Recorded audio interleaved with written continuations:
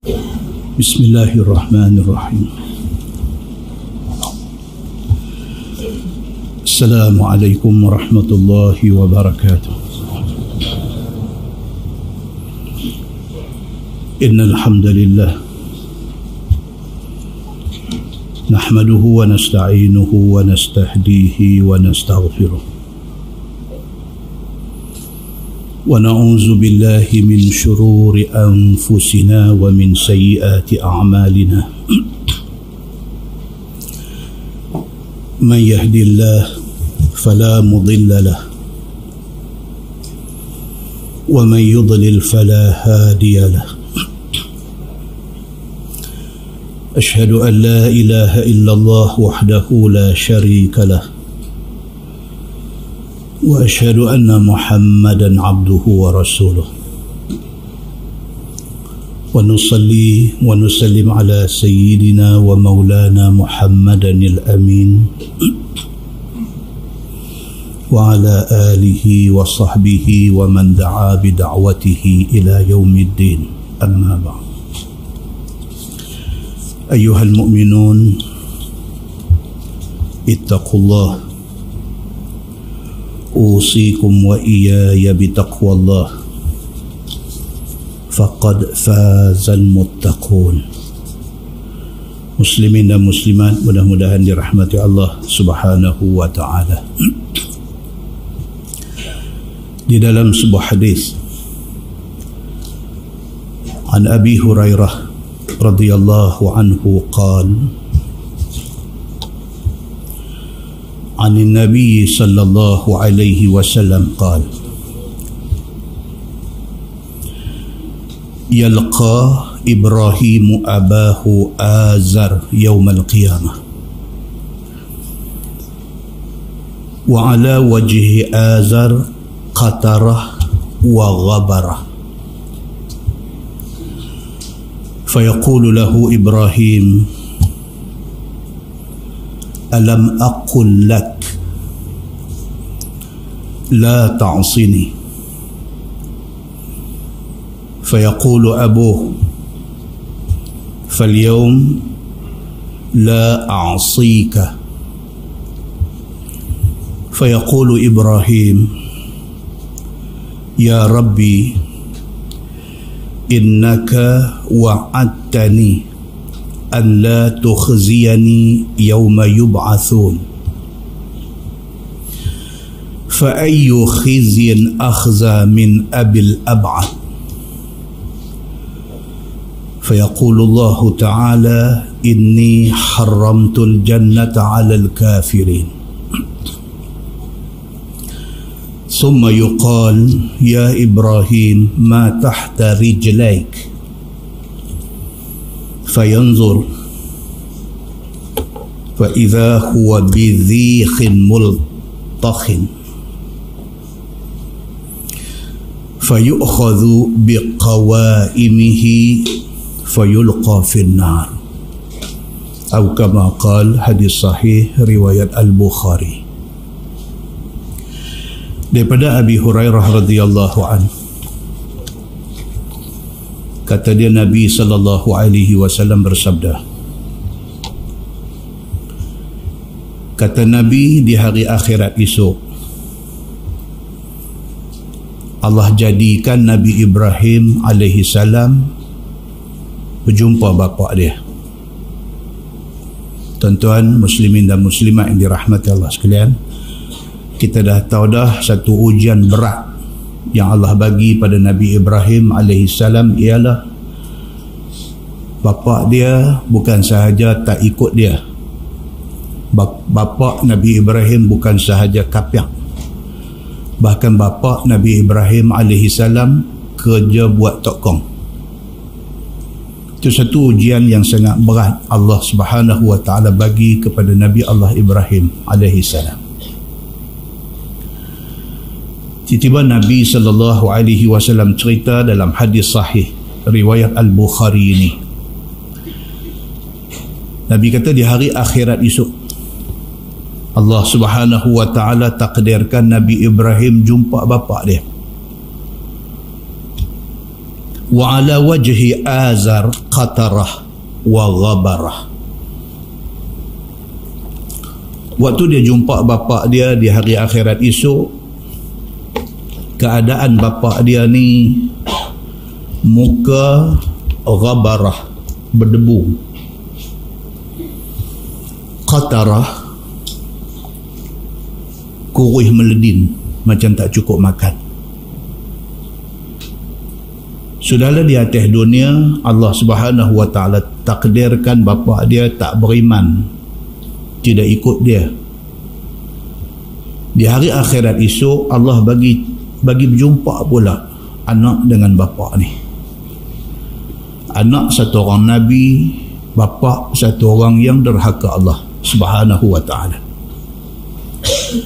Jumpa pula dalam keadaan bapa dia dalam keadaan kurih dan dalam keadaan ghabarah, berdebu muka dia. Fayaqulu lahu Ibrahim, Nabi Ibrahim alaihi salam bila tengok keadaan bapa dia macam tu, dia kata dekat bapa dia, dia kata, alam aqul lak, kata ayah, bukankah dulu saya kata dekat ayah, la ta'sini, ayah jangan derhaka saya. Dia kata, ayah, bukankah dulu masa atas dunia saya kata ke ayah, ayah jangan derhaka saya, ayah jangan lawan apa yang saya cakap, kerana saya bukan bercakap sebagai anak ayah, tapi saya bercakap sebagai utusan Allah Subhanahu wa ta'ala. Fayaqulu abuh, bila dia kata macam tu dekat bapa dia kata balik dekat dia, falyawm la a'sika, bapa dia kata, hari ini bapa janji bapa tidak akan lawan kau lagi. Tapi sudah terlewat, kerana hari untuk beramal, hari untuk beribadat, hari untuk menentukan hala tuju hidup kita adalah masa hidup atas dunia. Bila dah mati, habis cerita. Bukan lagi masa untuk menyesal, bukan lagi masa untuk nak, tak boleh lagi dah, kerana masa sudah berakhir. Bapa dia kata dekat dia, falyawm la a'sika, dia kata hari ini ayah tidak akan lawan kau. Fayaqulu Ibrahim, Nabi Ibrahim AS bila dengar ayah dia kata macam tu, tak boleh tahan dia. Dia terus menghadap Allah Subhanahu wa ta'ala. Nabi Ibrahim kata, ya Rabbi, innaka wa'adatani an la tukhziyani yawma yub'athun. Dia beralih, dia menghadap Allah, dia kata, ya Allah,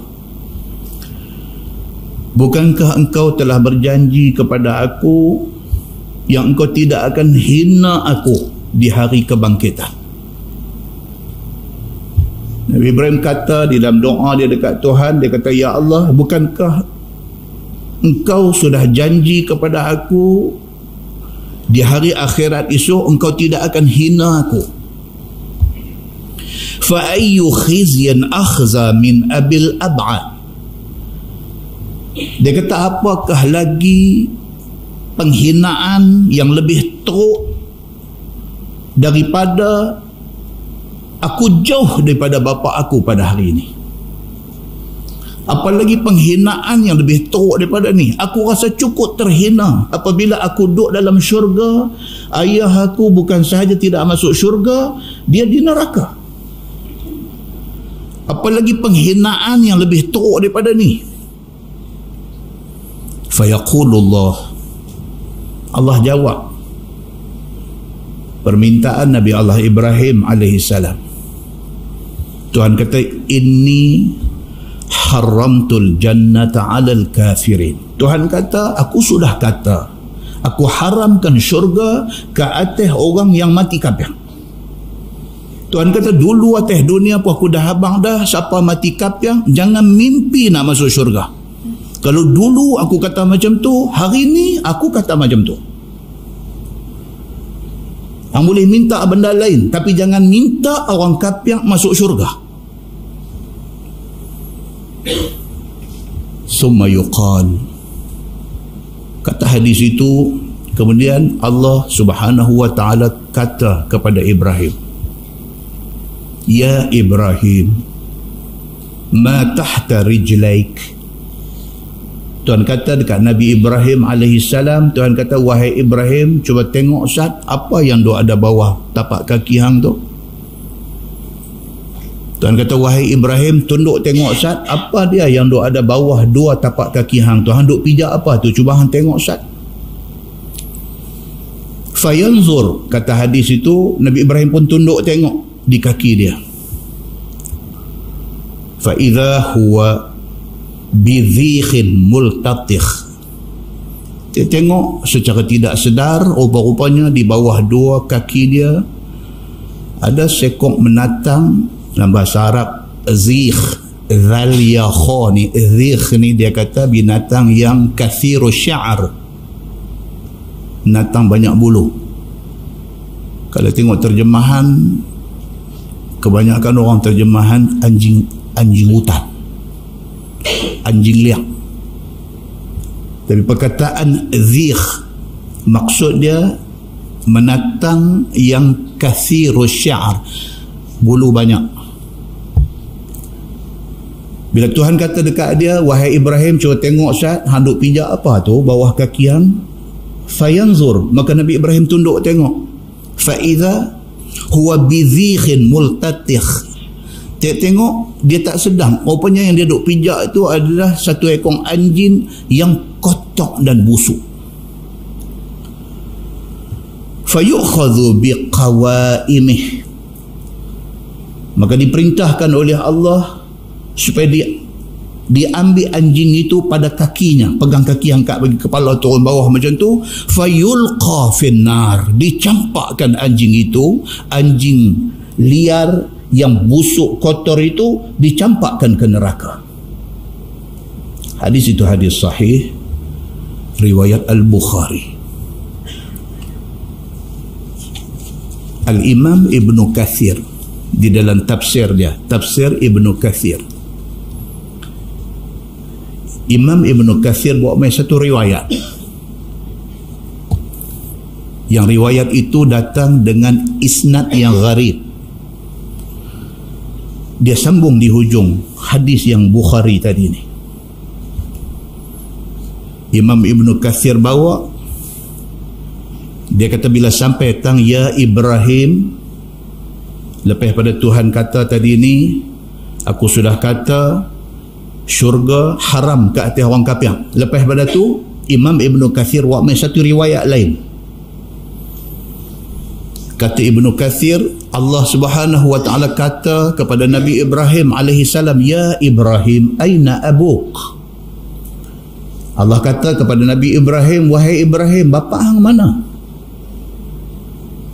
Lepas pada dia minta dekat Tuhan, Nabi Ibrahim minta dekat Tuhan, dia kata, ya Allah, engkau sudah janji kepada aku bahawa engkau tidak akan hina aku di hari akhirat. Apakah penghinaan yang lebih teruk daripada aku dipisahkan dengan bapa aku? Aku di syurga, bapa aku jauh di neraka. Apakah penghinaan yang lebih teruk daripada ni? Tuhan kata dekat dia, aku sudah kata orang kafir tidak akan masuk syurga. Maka itu kata aku dulu dan sampai hari ini itulah kata aku.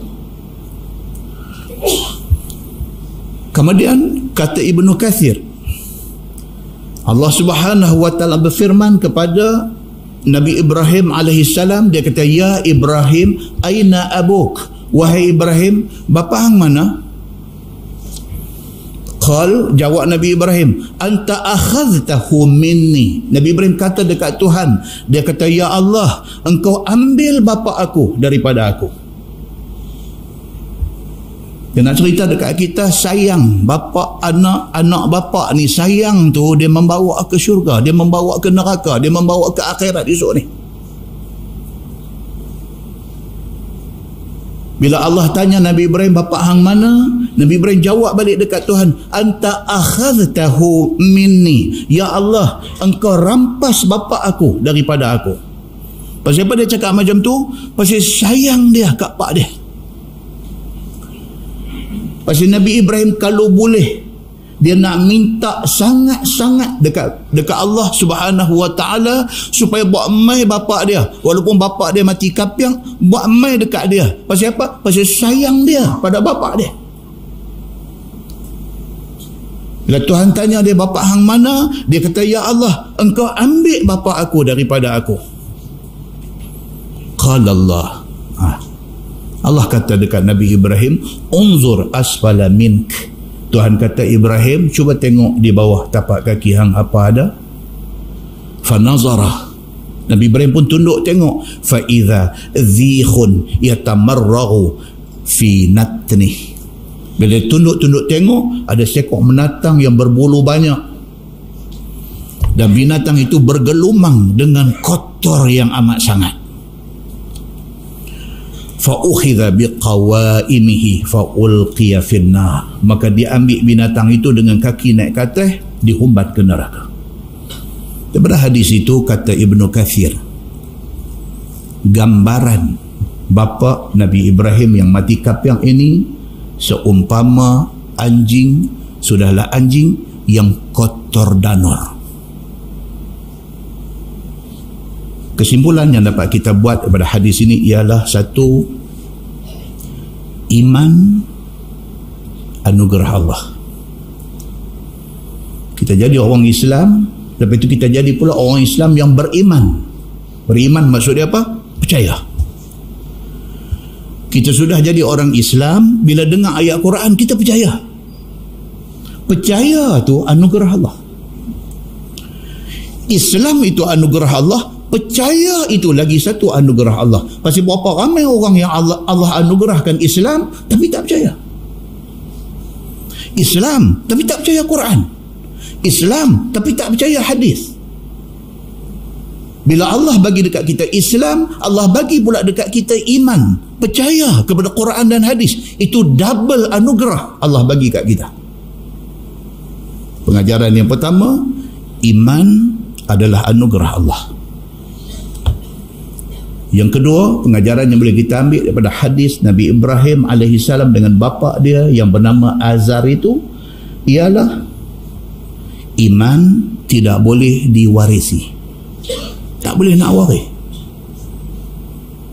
Walaupun anak Nabi, Allah tidak izinkan Nabi Ibrahim bagi iman kepada bapa dia, kerana iman tidak boleh diwarisi. Seperti mana kita tengok dalam kisah Nabi Allah Adam AS, anak dia Habil dengan Qabil, bukan dua-dua boleh beriman, satu beriman satu tidak. Kalau ikut Nabi Ibrahim kalau ikut Nabi Adam, sudah tentu Adam nak semua anak dia beriman. Tapi tak boleh. Memberi iman itu beyond kita punya kontrol, luar kawalan kita. Kita boleh usaha, kita boleh minta, kita boleh doa, tapi Allah yang akan menentukan kepada siapa yang akan dapat Islam dan iman ini. Maka iman itu tidak boleh diwarisi. Maka dengan kerana itu, Nabi Allah Nuh AS mata melihat bagaimana isteri dan anak dia mati tenggelam air bah. Mata tengok. Kalau ikut hati Nabi Nuh AS, sudah tentu dia nak isteri dan dia nak anak dia ikut seruan dia. Tapi apakan daya, iman itu anugerah Allah. Demikian jadi kepada Nabi Allah Lut AS, apabila dia diuji dengan umat dia yang hidup pada zaman dia yang mengamalkan liwat. Tiba-tiba yang jadi musuh dalam selimut adalah isteri dia. Kalau ikut Nabi Allah Lut AS, sudah tentu Lut mau isteri dia beriman dengan dia. Tapi dia tak boleh buat apa, kerana iman tidak boleh diwarisi. Demikianlah kalau kita ringkaskan, Nabi Muhammad sallallahu alaihi wasallam sayang sangat dia dekat Abi Talib, tapi apa nak buat, dia tidak boleh. Nabi sallallahu alaihi wasallam tidak boleh bagi iman kepada pak penakan yang dia cukup sayang. Pengajaran yang ketiga, jauh beza antara Islam dengan kufur. Jauh beza di antara Muslim dengan kafir. Jauh beza. Beza dia apa? Beza dia sejauh syurga dan neraka. Kita jadi orang Islam, kawan kita masih belum Islam. Kita dengan dia beza sangat jauh. Kita kerja satu office, kita jumpa dia hari-hari, kita boleh duk share cerita dengan dia hari-hari, tetapi di hari akhirat esok, kita dengan dia jauh. Pasal apa? Pasal kita di syurga, dia di neraka. Kalau sekiranya dia memilih untuk kekal dengan kekufuran dia, dia memilih untuk tidak mau masuk Islam sampai akhir hayat dia, dia dengan kita jauh di hari akhirat nanti. Dan yang keempat, pengajaran yang boleh kita ambil ialah Allah Subhanahu wa ta'ala tidak mukir janji.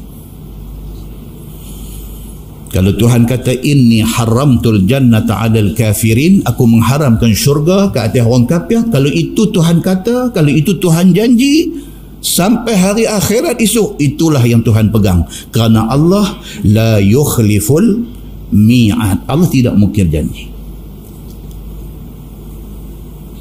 Peganglah apa yang Allah janji, jangan pandang ringan, kerana kita akan menyesal di akhirat esok. Dalam sebuah hadis riwayat daripada Abi Musa radhiyallahu anhu, kata dia, wulida li ghulam fa ataitu bihi an-nabi sallallahu alaihi wasallam fasammahu Ibrahim fahannakahu bitamrah wa da'a lahu bil barakah wa dafa'ahu ilayya wa kana akbara waladi Abi Musa, atau kama qala, hadis sahih riwayat Al-Bukhari. Daripada Abi Musa radhiyallahu anhu. Abu Musa ni nama dia Abdullah bin Qais, tapi dia lebih dikenali dengan nama Abu Musa. Dia wafat tahun 50 Hijrah di Kufah, belah Iraq. Dia kata wulida li ghulam. Mereka ni semua sahabat-sahabat Nabi ni semasa hayat Nabi, masa Nabi hidup, Nabi ada di Madinah, semua ada di Madinah. Pasal apa? Saya nak mengaji daripada Nabi. Bila wafat Nabi SAW, pakai hijrah habis. Malam esok insya-Allah di Masjid Sultanah Bahia saya nak ambil mukaddimah cerita pasal Bilal bin Rabah. Cerita pasal Bilal bin Rabah. Kita nak tengok apa yang ada di dalam hadis-hadis yang sahih tentang Bilal bin Rabah. Pasal cerita Bilal ni pun dia buat cerita macam-macam, yang kemudiannya apabila dicek cari dalam hadis tak ada pun cerita-cerita ni semua. So kita nak tengok apa yang ada tentang Bilal di dalam hadis-hadis yang sahih. Abu Musa dia kata wulida li ghulam. Dia kata waktu dia ada di Madinah, dia dapat anak seorang, dapat anak jantan, anak laki-laki. Fa ataitu bihi an-nabiy sallallahu alaihi wasallam. Dia bawa anak ni pergi jumpa Nabi sallallahu alaihi wasallam. Itu sahabat-sahabat dulu, dia dapat anak, kegembiraan itu nak share dengan Nabi. Bawa anak pergi jumpa Nabi sallallahu alaihi wasallam, fasammahu Ibrahim. Tu dia yang kata Nabi Muhammad sallallahu alaihi wasallam ni dengan Nabi Ibrahim ni berpisah tiada. Yang kata Nabi Muhammad sallallahu alaihi wasallam ni dengan Ibrahim ni, dengan nama Ibrahim ni Nabi cukup sayang. Nabi pernah dapat anak laki-laki seorang, Nabi letak nama Ibrahim. Kita baca dalam hadis cerita Nabi punya anak nama Ibrahim. Nabi pergi hantar dekat satu tukang besi, suruh belah anak dia dan susukan anak dia. Satu hari Nabi tengah duk mengajar di masjid, orang mai turut Nabi, suruh pergi tengok anak tengah tenat, anak yang nama Ibrahim ni. Nabi pergi di rumah tukang besi ni. Nabi pangku anak dia, dan anak Nabi sallallahu alaihi wasallam wafat di atas pangkuan Nabi. Nabi menangis. Ni pula hadis kita kata Abu Musa dapat satu anak laki-laki, dukung pergi jumpa Nabi sallallahu alaihi wasallam. Bila bagi dekat Nabi, Nabi dukung budak ni, fasammahu Ibrahim. Nabi kata letak nama dia Ibrahim. Fahannakahu bitamrah. Kemudian Nabi tahnik. Nabi buat belah mulut ke budak ni dengan tamar. dengan guna kurma. Ini pun ada perbincangan di kalangan ulama, perbincangan tentang tahnik ni. Adakah tahnik ni disunahkan sampai hari ini? Perbincangan. Majoriti ulama kata ya, sunnah sampai lah pasal Nabi buat. Tapi ada sebahagian ulama mereka kata no, ini khususiyah, ini khas untuk Nabi sahaja. Pasal apa? Pasal zaman Nabi ada, bila sahabat dapat anak buat pergi dekat Nabi, Nabi buat tahnik. Selepas Nabi wafat, tidak ada diriwayatkan orang bawa anak pergi dekat Abu Bakar, suruh Abu Bakar tahnik budak, kepada Sayyidina Umar, suruh Sayyidina Umar tahnik budak, kepada Sayyidina, tak ada dalam riwayat. Itu pendapat satu golongan. Tapi majoriti kata boleh buat. Pasal apa? As long as Nabi buat benda tu sunnah, kita boleh ikut, tak ada masalah. Cuma perbincangan itu kita dengar. Pasal apa? Satu hari jumpa orang main duk gempak macam tu, kita faham isu dia apa. Muslimin dan muslimat yang dirahmati Allah sekalian. Abu Musa bila dapat anak seorang, bawa pergi dekat Nabi. Nabi letak nama Ibrahim, Nabi tahnik dia. Nabi buat belah mulut. Tahnik ni belah mulut. Wa da'alahu bil barakah, dan Nabi doakan baby baru lahir ini dengan keberkatan. Tuan, kalau dan bulan depan ayat yang akan datang dalam surah An-Nahli, surah An-Nahli akan habis, kita akan masuk surah baru, surah Al-Isra. Starting surah Al-Isra tu patut baca malam ni. Pasal apa? Pasal dia cerita pasal Isra dan Mi'raj. Tuan-tuan nanti tengok cerita macam mana Nabi SAW ketika Mi'raj, ketika naik ke langit daripada Baitul Maqdis naik ke langit tu, setiap langit, setiap lapis langit yang Nabi tempuhi itu ada malaikat penjaga dia, dan apabila pintu dibuka jumpa Nabi di tiap-tiap langit itu. Satu benda yang hadis tidak lupa sebut, apa dia? Tiap-tiap kali Nabi jumpa Nabi di langit 1, langit 2, langit 3, langit 4, langit 5, langit 6, langit 7, last kali jumpa Nabi Ibrahim AS. Ni sekali lagi kita nak cerita panjang pasal Nabi Ibrahim ni. Dan setiap Nabi yang Nabi jumpa di tiap-tiap langit itu mendoakan Nabi SAW. Dalam peristiwa Isra dan Mi'raj itu, satu angle yang orang ceramah selalu terlupa nak ambil pengajaran apa dia? Doa.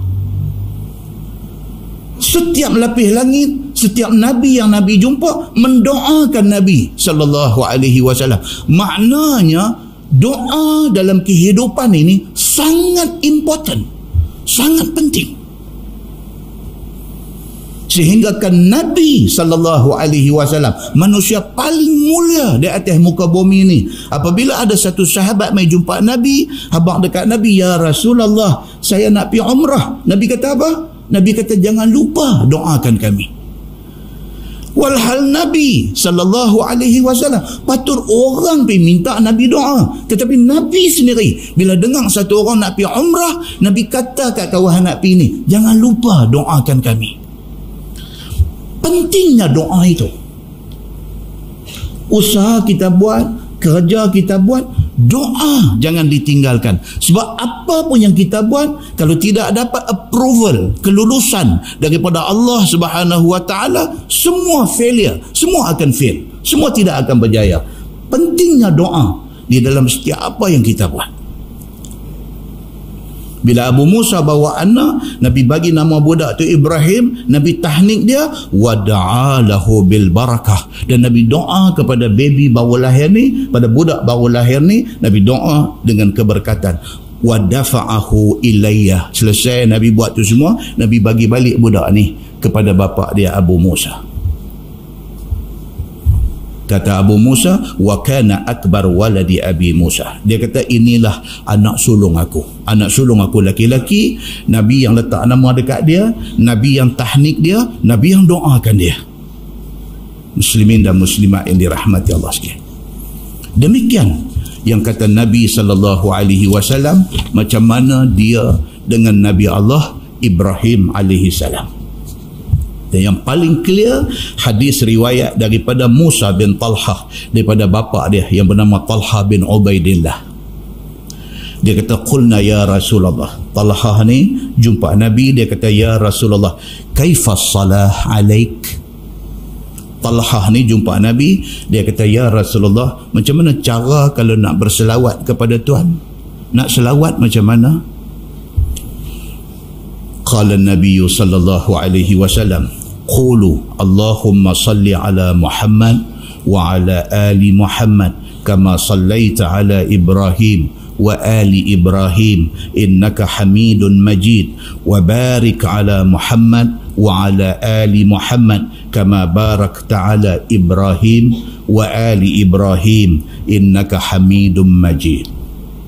Bila orang pitanya Nabi SAW, macam mana cara nak berselawat kepada Tuhan? Nabi habang, selawat ialah Allahumma salli ala Muhammad wa ala ali Muhammad. Nabi habang juga kama sallaita ala Ibrahim wa ali Ibrahim, ataupun wa ala ali Ibrahim. Boleh sebut dua-dua tu, dua-dua ada riwayat dalam hadis Nabi sallallahu alaihi wasallam. Sahabat pitanya Nabi, macam mana nak berselawat ke Nabi? Nabi jawab, selawat dekat dia sekali dengan Nabi Ibrahim alaihi salam. Maksudnya penting tak Nabi Ibrahim ni? Sangat penting, sehingga kan selawat kepada Nabi Muhammad dia include sekali, dia masukkan sekali, dia packagekan sekali selawat itu dengan selawat kepada Nabi Allah Ibrahim alaihi salam. Itu menunjuk kata Nabi Allah Ibrahim alaihi salam ini sangat penting. Muslimin dan muslimat yang dirahmati Allah sekalian, dalam sebuah hadis riwayat daripada Ibni Abbas radhiyallahu anhuma, kata dia, anna Nabiy sallallahu alaihi wasallam lamma ra'a as-suwar fil bait lam yadkhul hatta amara biha famuhya, wa ra'a Ibrahim wa Ismail alaihim assalam bi aydihim al-azlam, faqala an-nabiy sallallahu alaihi wasallam qatalahumullah wallahi in istaqsama bil azlami qat, atau kama qala, hadis sahih riwayat Al-Bukhari. Hadis ini cerita, kata Nabi sallallahu alaihi wasallam pada hari pembukaan kota Makkah. Kan tuan-tuan, Nabi daripada Mekah dia keluar pergi ke Madinah, hijrah. Kemudian Nabi buat comeback, Nabi balik ke Mekah semula, dan dipanggil hari itu dengan nama hari pembukaan kota Makkah. Bila Nabi sallallahu alaihi wasallam sampai, Nabi panggil, mana dia? Osman bin Talhah yang kerja pegang kunci Kaabah. Malah esok kita akan cerita ni, start daripada siapa yang pegang kunci Kaabah ni. Zaman Nabi sallallahu alaihi wasallam daripada Madinah balik ke Mekah, pada masa tu orang yang kerja pegang kunci Kaabah ni nama dia Osman bin Talhah bin Abu Talhah. Dia raja pegang kunci. Nabi suruh pergi panggil dia, dia pun mai buka pintu Kaabah. Bila buka ni hadis ni, bila buka sahaja pintu Kaabah, ra'as suwar fil bait, buka aja pintu Kaabah, Nabi nampak penuh dengan patung berhala dalam Kaabah tu. Sebab apa? Sebab Mekah di bawah pemerintahan kafir Quraisy. Depa sembah tokong. Diceritakan kata dikeliling dan di dalam Kaabah itu ada tidak kurang daripada 360 biji tokong. Ada tongkok keliling dalam, buka pintu pun semua berhala, semua berhala. Dia kata lagi lama umur berhala, lagi power. Dia kata lagi power. Dia kata orang kafir ni dia kira power. Oh, jangan buat main ni, power ni. Dia kata power. Kita power main kat mana? Oh, jangan. Dia kata jangan. Dia kepercayaan dia. Hak mana yang lama-lama, yang usang-usang, dia ada dalam Kaabah. Nabi SAW bila masuk dalam Mekah, buka pintu Kaabah, tengok penuh dengan berhala. Lam yadkhul, Nabi tak masuk. Nabi panggil orang semua, hatta amara biha famuhiyat, mai buang semua. Ada di luar pun kutip buang, ada dalam Kaabah pun semua kutip buang. 360 biji tokong ni semua buang, bersihkan Kaabah itu. Wa ra'a Ibrahim wa Ismail alaihi assalam bi aidihim al-azlam. dalam banyak-banyak tokong yang ada di dalam Kaabah itu, Nabi SAW tengok ada 2 tokong yang diukir dan dibuat dengan rupa Nabi Ibrahim AS, dengan rupa anak dia Nabi Ismail. Dan kedua-dua berhala yang dirupakan dengan rupa Nabi Ibrahim dengan Nabi Ismail ni, dua-dua duk pegang arrow, duk pegang anak panah. Itu yang Nabi tengok ketika dibuka pintu Kaabah. Bila Nabi tengok macam tu, Nabi kata qatalahumullah. Nabi marah. Nabi kata binasa orang kafir yang rupakan Nabi Ibrahim dengan anak dia Nabi Ismail dengan rupa berhala yang kemudiannya disembah ini. Sedangkan kata Nabi SAW, wallahi, baik Nabi Ibrahim baik Nabi Ismail tidak pernah menggunakan anak panah untuk dibuat tenung nasib. Zaman tu dia buat anak panah ni buat tenung nasib. Adalah cara dia buat, dia baling dia apa macam mana, kalau jadi lagu ni ini nasib dia, kalau jadi lagu ni ini nasib dia. Maka orang kafir Quraisy dia kaitkan Nabi Ibrahim dengan Nabi Ismail duk buat kerja tu. Nabi kata wallahi, Nabi Ibrahim Nabi Ismail tidak pernah buat benda yang dilarang Allah Subhanahu wa ta'ala ini. Demikian yang kata Nabi SAW dengan Nabi Allah Ibrahim AS sangat rapat, sehingga kan Nabi sering sebut tentang Nabi Allah Ibrahim AS. Mudah-mudahan mukadimah itu memberi manfaat kepada kita. Kita guna Nurul Ihsan jilid 2. Nurul Ihsan jilid 2. Muka surat 321. Muka surat 321. Kita sampai ayat 118. 5 baris daripada bawah. Baris yang kelima daripada bawah. A'udzubillahi minasyaitanirrajim. Wa 'alal ladzina hadu harramna ma qasasna 'alaika min qabl. Sampai situ. Dan atas segala orang Yahudi, hadu maksudnya Yahudi. Hadu tu maksudnya Yahudi. Wa 'alal ladzina hadu, dan ke atas segala orang Yahudi kami haram atas mereka itu barang yang kami kisah ke atas engkau dahulu itu. Oh, Yahudi ni pernah benda yang sebenarnya tak haram, tapi Tuhan haramkan ke atas mereka. Pasal apa? Pasal Tuhan marah mereka. Dan tak perangai orang Yahudi ataupun Bani Israel ni perangai suka kasratus soal, suka tanya banyak.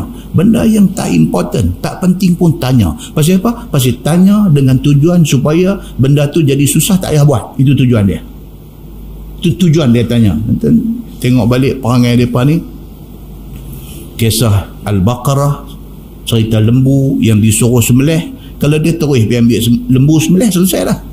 Tanya pula lembu tu macam mana, ma launuha, nak lembu kala apa, tu semua benda tak penting. Tapi dia tanya, yang akhirnya tanya tu menjadikan dia sendiri yang susah.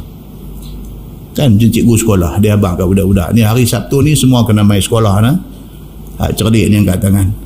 Dia kata, cikgu nak pakai baju raya, baju biasa kan nak pakai baju sekolah? Cari penyakit lah semua tu. Kalau hang tak tanya, hang main pakai baju biasa pun cikgu tak boleh kata apa. Cikgu tadi pasal apa bagus. Cikgu tak abang kata kena pakai baju sekolah. Tak apa. Cikgu nak pakai baju ni kan, baju sekolah ke baju biasa? Cikgu kata pakai baju sekolah lah. Cikgu nak pakai baju lagu hari Senin ke lagu hari Jumaat? Itu penyakit lah semua tu. Penyakit lah. Bila banyak tanya, dia tambah stay. Dia tambah stay, dia jadi sekati. Dia tambah jadi susah. Demikian perangai orang Yahudi. Dengan kerana piduk tanya benda tak ada faedah ni, benda yang asalnya halal Allah jadikan haram. Ayat ni tak cerita, kita kena patah balik tengok dalam ayat 146 surah Al-An'am. Tuhan cerita di sana, wa 'alal ladzina hadu, ke atas orang Yahudi haramna kulladzi zufr. Tuhan kata kami haramkan ke atas mereka makan semua binatang yang ada kuku. Pada mulanya tak disebut kata binatang berkuku ni haram. tanya. Dengan kerana tanya, Allah haramkan. Binatang yang ada kuku, yang menyambak dengan kuku, semua haram, tak boleh makan. Bahkan dalam tafsir kata apa?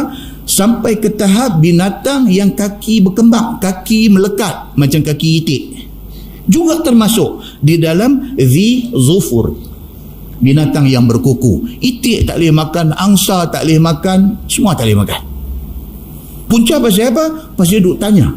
Maka akhirnya Allah mengharamkan benda yang pada mulanya tidak diharamkan. Begitu.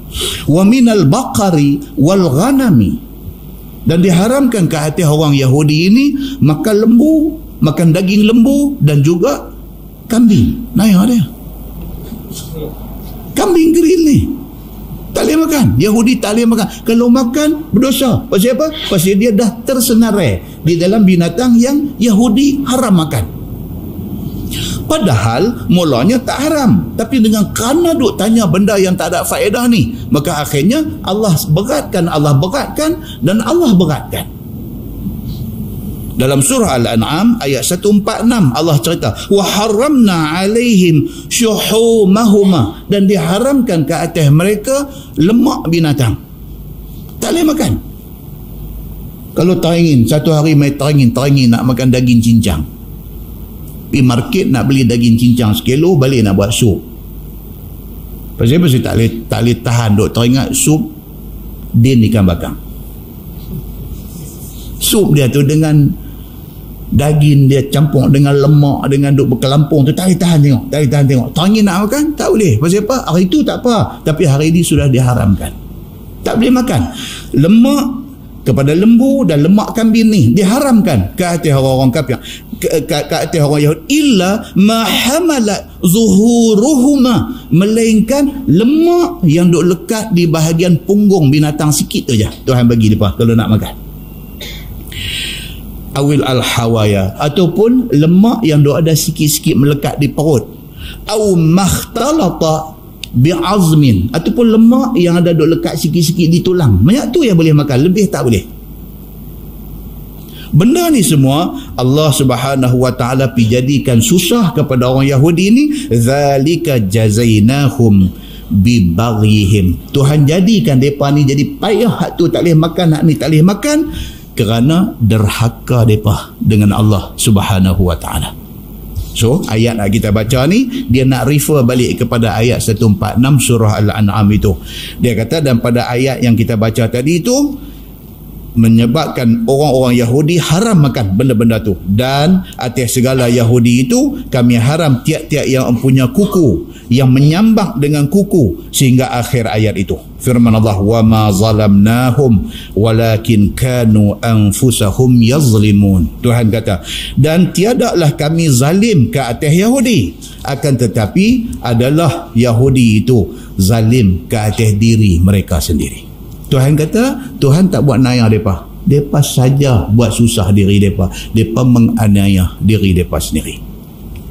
Yang ni dengan kerja kufur dan kerja maksiat kepada Allah yang mewajibkan bagi yang demikian itu azab Allah Subhanahu wa taala. Firman Allah, summa inna rabbaka lilladzina amilu su' bijahalah summa tabu min ba'di dzalika wa aslahu inna rabbaka min ba'diha laghafurur rahim. Kemudian Tuhan kata bahawa Tuhan engkau wahai Muhammad bagi segala mereka, yakni bagi segala orang-orang mukmin, orang yang beriman tapi buat maksiat dan mengerjakan kejahatan dengan jahil, dengan sebab mereka tak tahu, maka mereka buat benda dosa, tapi kemudiannya mereka bertaubat dan mengerjakan amal yang saleh, bahawasanya Tuhan engkau kemudian daripada yang demikian itu amat mengampuni akan dosa mereka itu, lagi amat rahim dengan mereka itu. Yani Allah Subhanahu wa taala cerita kita.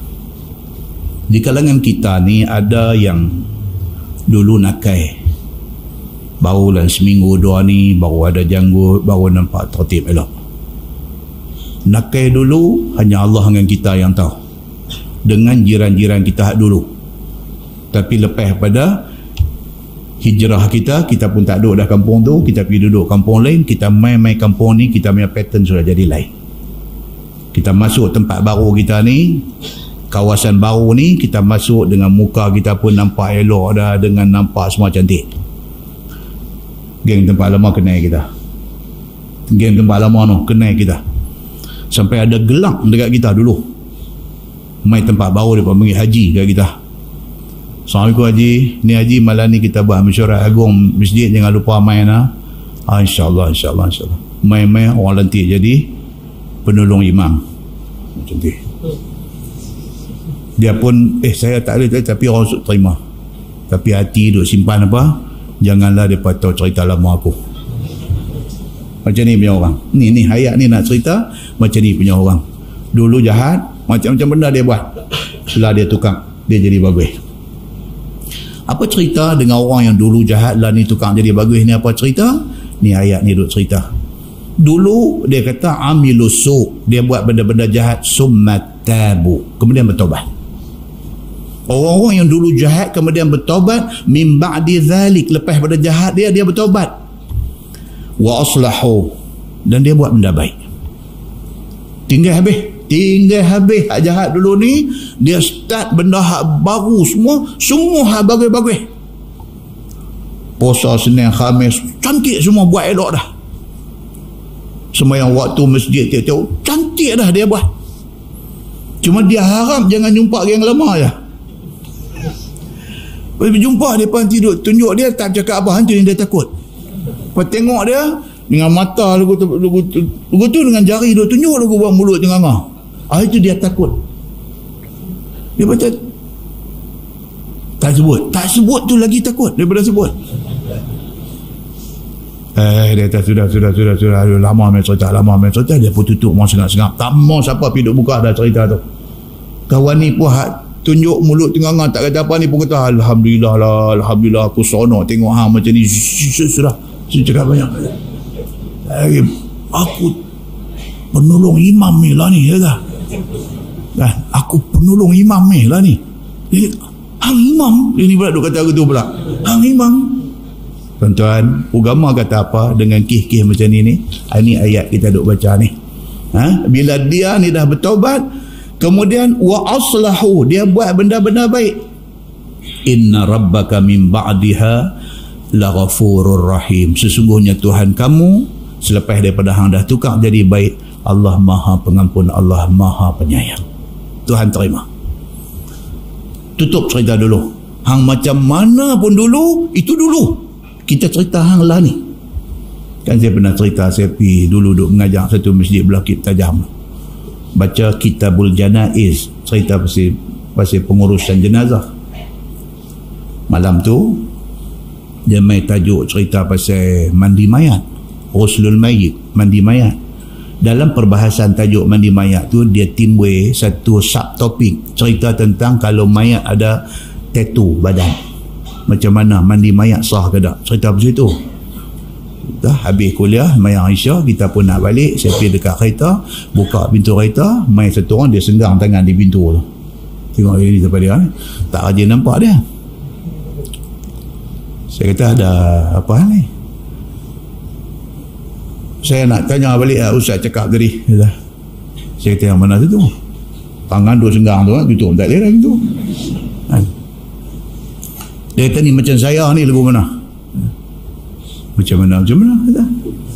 Seorang pun tak pernah nak derah elok dah kan, badan pun macam Al-Gojo buka butang, tengok tu dia tuan-tuan, dia tattoo dekat perut ni, ulang duk melengkang tu, dia naik ni kobra duk bawah tengkok dia ni, duk bawah dagu ni gitu ni, apa tu, lidah duk naik celah janggut ni, tapi lah dia tahu janggut memang tak nampak lah.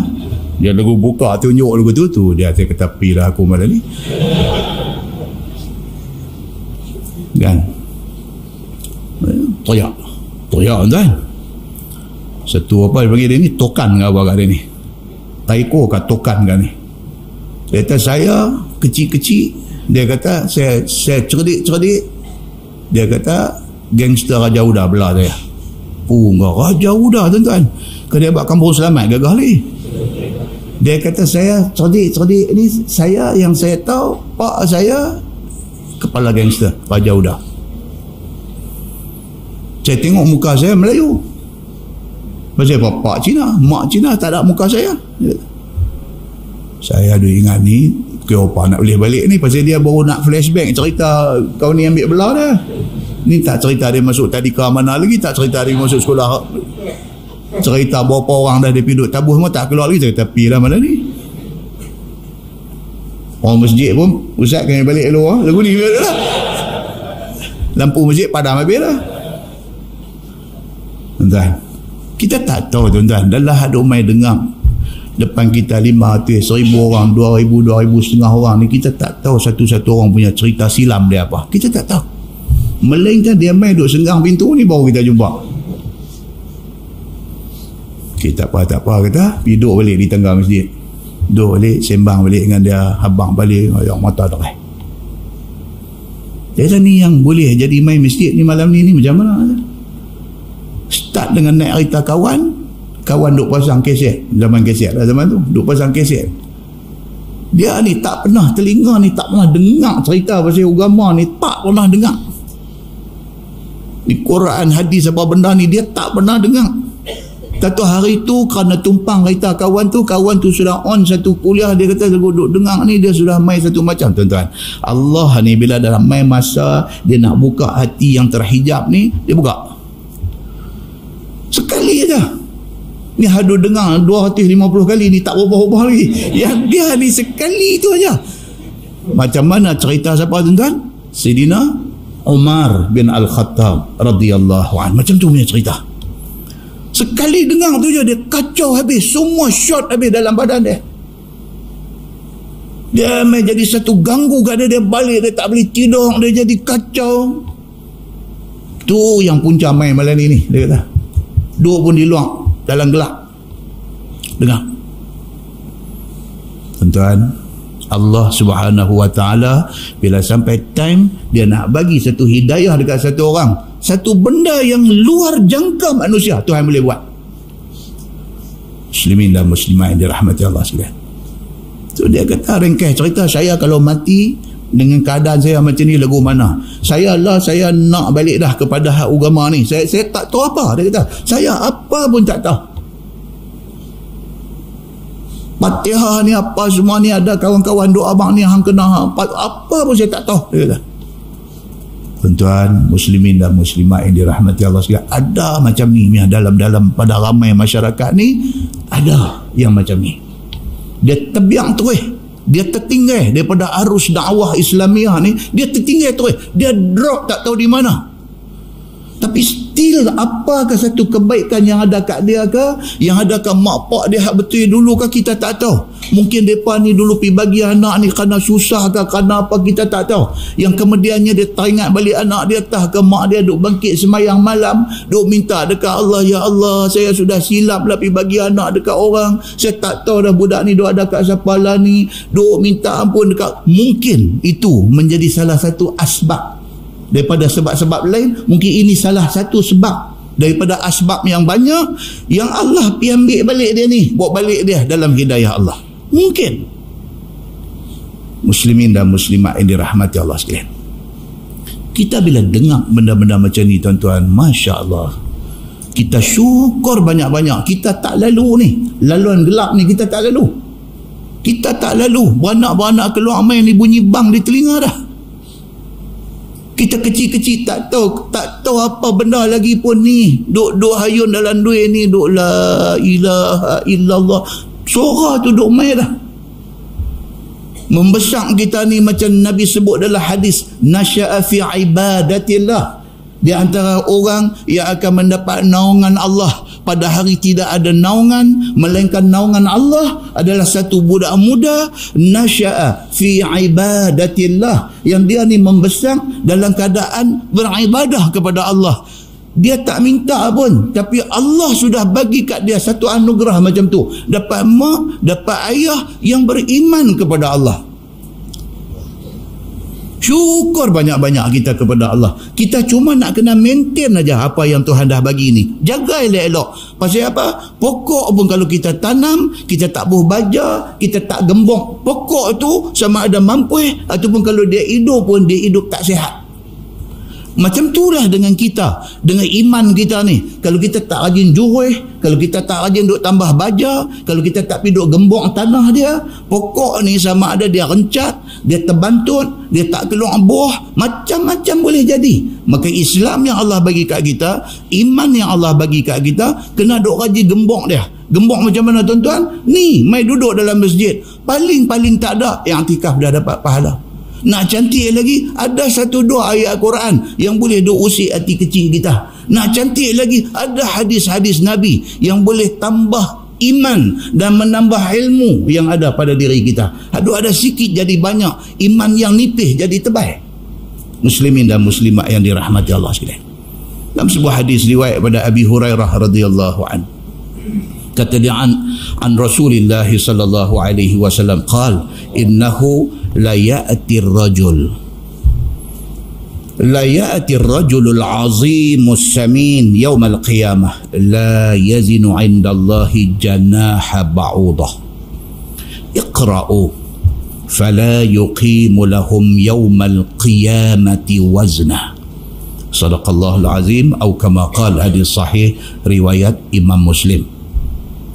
Kata Abu Hurairah, Nabi SAW bersabda, Nabi kata hari akhirat esok, hampa jangan terkejut.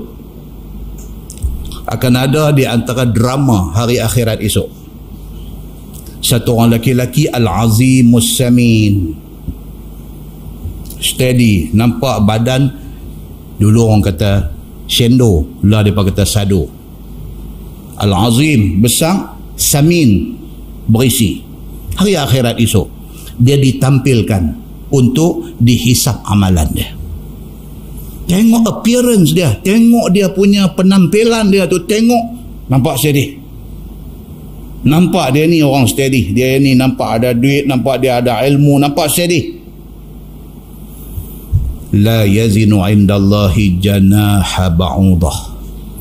Nabi kata, apabila nak ditimbang amalan dia, rupa-rupanya di sisi Allah timbangan amal baik dia tak lebih daripada sayap nyamuk. Nampak steady, nampak dia ni al-azim as-samin, nampak steady, nampak mai tu nampak ke mai. Timbang-timbang amalan tak ada apa, sama setimbangan dengan janaha ba'udah, sayap nyamuk aja, tak ada apa. Iqra'u, Nabi kata bacalah ayat Quran ni, surah Al-Kahfi ayat 105. Tuhan kata fala nuqimu lahum yaumal qiyamati wazna. Kami tidak akan bagi apa-apa pertimbangan pahala kepada mereka ni. Tuhan kata ada di kalangan manusia yang duk hidup atas dunia ni, yang di hari akhirat esok tak ada apa, walaupun nampak steady, nampak hebat, zahirnya nampak hebat. Bila pipi hari pertimbangan amalan yang sebenar esok ni, Tuhan kata sampai kami tak boleh nak consider apa pun kebaikan yang dia buat. Tak ada benda yang boleh consider. Muslimin dan muslimat yang dirahmati Allah sekalian, na'udzubillah min zalik. Minta kita jangan masuk dalam kumpulan ini yang nampak macam hebat tapi zero. Dalam sebuah hadis riwayat daripada Abdullah bin Mas'ud radhiyallahu anhu, kata dia, ja'a rajul ila Nabi sallallahu alaihi wasallam faqala ya Rasulullah inni alajtu imra'atan fi aqsal Madinah wa inni asabtu minha ma duna an amassaha fa ana hadha faqdi fiyya ma syi'ta. فقال له عمر لقد سترك الله لو سترت نفسك. قال فلم يرد النبي صلى الله عليه وسلم شيئا فقام الرجل فانطلق فأتبعه النبي صلى الله عليه وسلم رجلا دعاه وتلا عليه هذه الآية أقم الصلاة طرفي النهار وزلفا من الليل إن الحسنات يذهبن السيئات ذلك ذكرى للذاكرين Faqala ar-rajul min al-qaum ya nabiy Allah hadha lahu khassah. Qala an-nabi sallallahu alaihi wasallam bal lin-nasi 'ammah, atau kama qala, hadis sahih riwayat Imam Muslim. Satu laki-laki mai jumpa Nabi. Dia confess di depan Nabi. Confess maksudnya pergi mengaku segala dosa dia buat. Mai jumpa Nabi, dia kata dekat Nabi, dia kata inni alajtu imra'atan fi aqsal Madinah. Dia kata, ya Rasulullah, saya sudah buat satu dosa, teruk punya dosa, satu besar punya dosa saya dah buat. Dia memang mengaku depan Nabi. Wa inni asabtu minha ma duna an yamassaha an amassaha. Dia kata, saya ada satu girlfriend, satu perempuan, girlfriend saya bawa dia pergi di pinggir Madinah sana.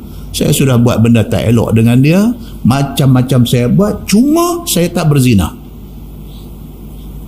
Saya jahat, dia kata. Dia rasa guilty, dia rasa bersalah. Masa dia buat, dia tak rasa bersalah. Lepas itu dia rasa bersalah. Dia boleh tidur, benda tu jadi ganggu kepala otak dia. Dia rasa dia sudah buat satu berat, satu besar punya dosa. Dia mengadu dekat Nabi, ya Rasulullah, saya sudah buat macam ni, bawa satu perempuan pergi di pinggir Madinah, tak ada siapa di sana, saya macam-macam buat dekat dia, cuma saya tak berzina. Fa ana haza. Dia kata, ya Rasulullah, ni saya surrender. Tuan nak jatuh hukum apa? Faqdi fiyya ma syi'ta. Tuan jatuhlah hukum apa pun saya terima. Janji dosa saya buat tu tebus. Nampak tuan? Ni yang kata apa? Taubat. Bila dia buat satu benda salah, dia takut, dia seram sejuk, dia tak boleh tidur, dia rasa dia bersalah sangat bila dia buat benda tu. Dan kawan-kawan kita pun ada duk kerja di jabatan-jabatan yang boleh duk enforce orang ni, boleh duk ambil duit ni, kadang-kadang tak ambil, orang bagi. Dia duk kerja dalam jabatan yang ada kuasa untuk nak buat enforcement, duk pergi enforce orang ni.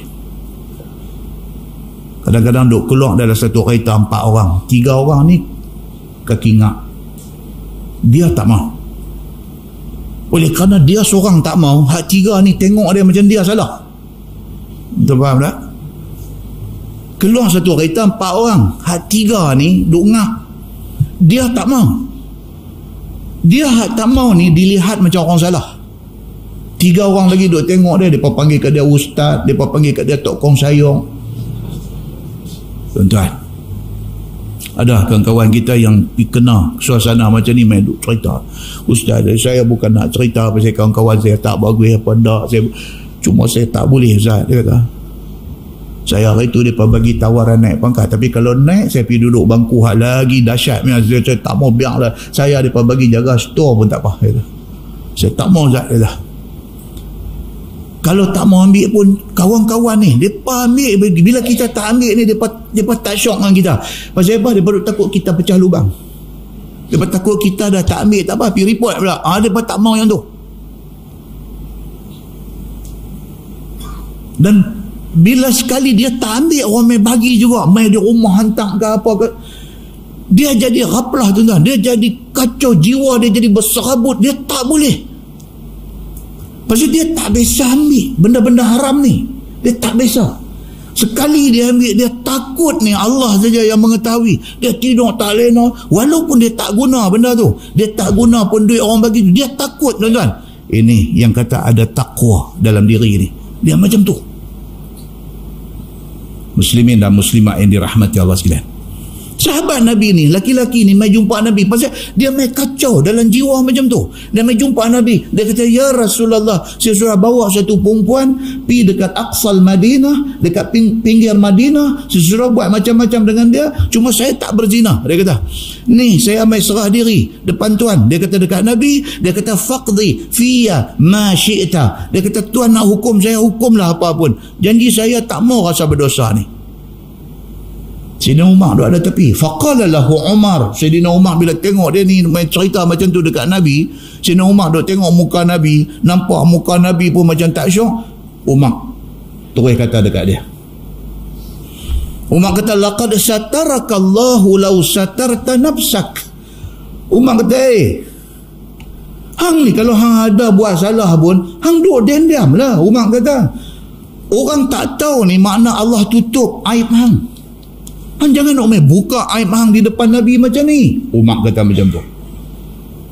Kalau sungguh pun hang buat benda tu, jangan nak main cerita. Umar kata, hang main cerita ni, hang sudah buka aib yang Tuhan tutup. Umar faham macam tu. So dia kata kat budak ni macam tu. Kata Abdullah bin Mas'ud yang juga ada tahun tu, falam yarud dan Nabi sallallahu alaihi wasallam syai'ah. Nabi tak kata apa. Nabi sengah.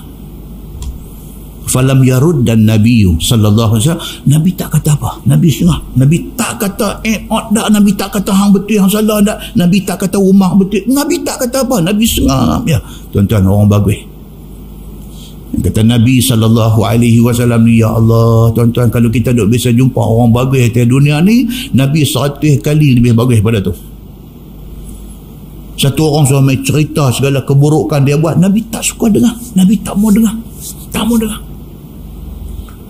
Sepatah pun Nabi tak jawab. Bila Umar pula pergi kata tu, Nabi sengap 1000 bahasa. Faqama ar-rajul fantalaqa. Budak ni pun dah dia main mengaku macam tu. Umar pula pergi kata kat dia macam tu. Nabi pula tak kata apa.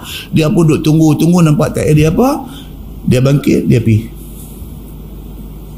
Faqama ar-rajul, bangkit dia ni, fantalaqa, pergi. Fa'atba'ahu an-nabiy sallallahu alaihi wasallam rajulan da'ahu. Bila tengok dia pergi, Nabi panggil sahabat lain pula seorang. Nabi kata hampir turut, panggil dia mai balik. Pula. Dia ni pula lari pergi, dia kata Nabi panggil hang balik.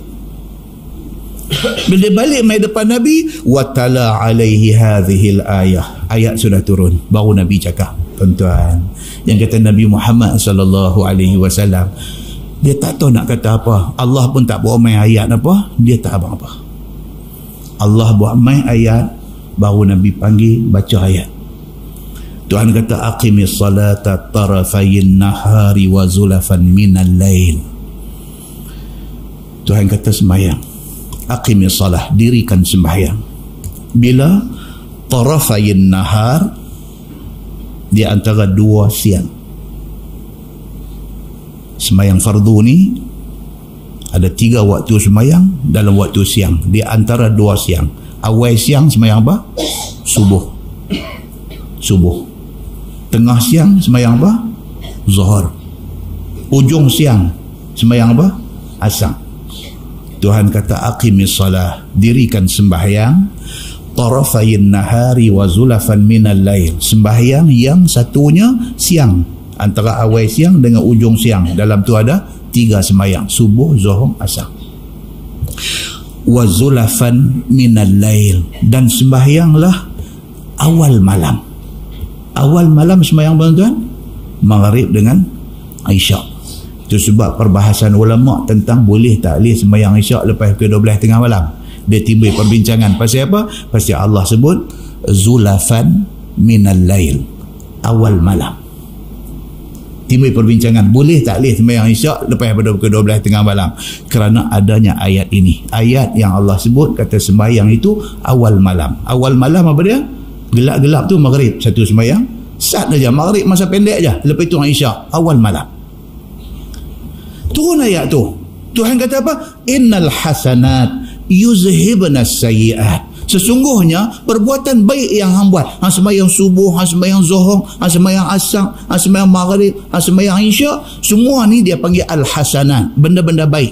Hang buat benda-benda baik ni, yuzhibna sayyi'at. Mana-mana jahat dosa yang hang buat, Tuhan akan padam. Islam satu agama yang memberi harapan kepada orang. Bukan Islam agama yang mematikan harapan orang. Mailah satu manusia abdun khata', dia sebut. Satu manusia, satu hamba yang cukup banyak dosa. Mai dekat Nabi SAW akan bagi harapan kepada mereka. Nabi tak akan kata dekat mereka, Nabi Nabi tak akan kata macam tu. Nabi tak akan kata, kalau sekiranya macam ni punya dosa, tak ada harapan. Nabi tak kata lagu tu. Mailah macam mana punya salah pun, Allah Subhanahu wa ta'ala duk ada satu pintu, duk panggil. Tuhan kata apa? Sepanjang malam Allah turun mai ke langit dunia, duk tunggu mana hamba-hamba aku yang berdosa di siang hari tadi. Mai aku nak bagi keampunan. Macam tu punya duk tunggu, nak suruh manusia bertaubat, berhenti daripada sebarang kejahatan. Bila Nabi SAW baca ayat ni, ayat tu kata wadzalika dzikra lidzakirin. Demikian itulah peringatan kepada orang yang mau ambil ingat. Siapa mau ambil ingat? Ini peringatan dia. Dosa semua orang mesti ada buat. Orang yang paling baik adalah orang yang sedang dia berdosa, minta ampun pada Allah. Muslimin dan muslimat dirahmati Allah. Faqala rajul minal qaum, orang lain yang ada dalam majlis Nabi, bila dengar Nabi kata macam tu, dia bertanya Nabi. Dia berkata, ya Nabi Allah. Dia berkata, wahai Nabi Allah, hadza lahu khassah. Adakah ni yang Tuan habang tadi, ayat Quran yang turun mai tadi ni, untuk dia ni seorang aja? Dia sudah buat dosa, dia kira kena jaga semayang aja. Subuh, zuhur, asar, maghrib, isyak, semayang elok-elok, jangan duk miss. Allah kata segala jahat dia buat akan terpadam dengan kebaikan yang dia buat. Adakah yang ni untuk dia seorang saja? Qala Nabi sallallahu alaihi wasallam, jawab Nabi sallallahu alaihi wasallam, bal linnasi kaffah. Nabi kata no, ini bukan untuk dia seorang, semua orang pun sama. Siapa buat dosa, sedang kata bersalah, minta ampun kepada Allah, Allah Subhanahu wa ta'ala akan bagi ampun kepada mereka semua. Muslimin dan muslimat yang dirahmati Allah sekalian, dalam sebuah hadis, bulan lepas sebut tak habis tu hadis ni kan, tuan-tuan tengok dah 95 minit 97 minit tak mai lagi gazet tak habis tu. Dia ni lupa ni leceh tu. Ini hadis dia. Hadis dia kata Anas bin Malik radhiyallahu anhu.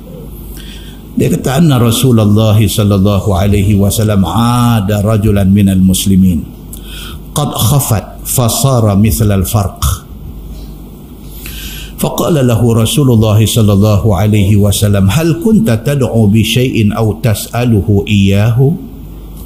قال نعم كنت أقول اللهم ما كنت معاقبي به في الآخرة فعجله لي في الدنيا. فقال رسول الله صلى الله عليه وسلم سبحان الله لا تطيقه أو لا تستطيعه أفلا قلت اللهم آتنا في الدنيا حسنة وفي الآخرة حسنة وقنا عذاب النار. قال أنس فدعا الله له فشفاه أو كما قال hadis sahih riwayat Imam Muslim. Ni kita cerita sekerat bulan lepas. Anas kata satu hari Nabi SAW pergi ziarah satu budak muda laki-laki daripada kalangan orang Islam yang sakit tenat. Nabi ni salah satu daripada kebiasaan Nabi ialah dengar kata sahabat-sahabat sakit, Nabi sampai. Jenis macam tu. Padahal Nabi ni tuan-tuan, kalau kita kata kita sibuk, Nabi lagi sibuk. Semua benda Nabi buat. Nabi bukan jadi imam masjid saja.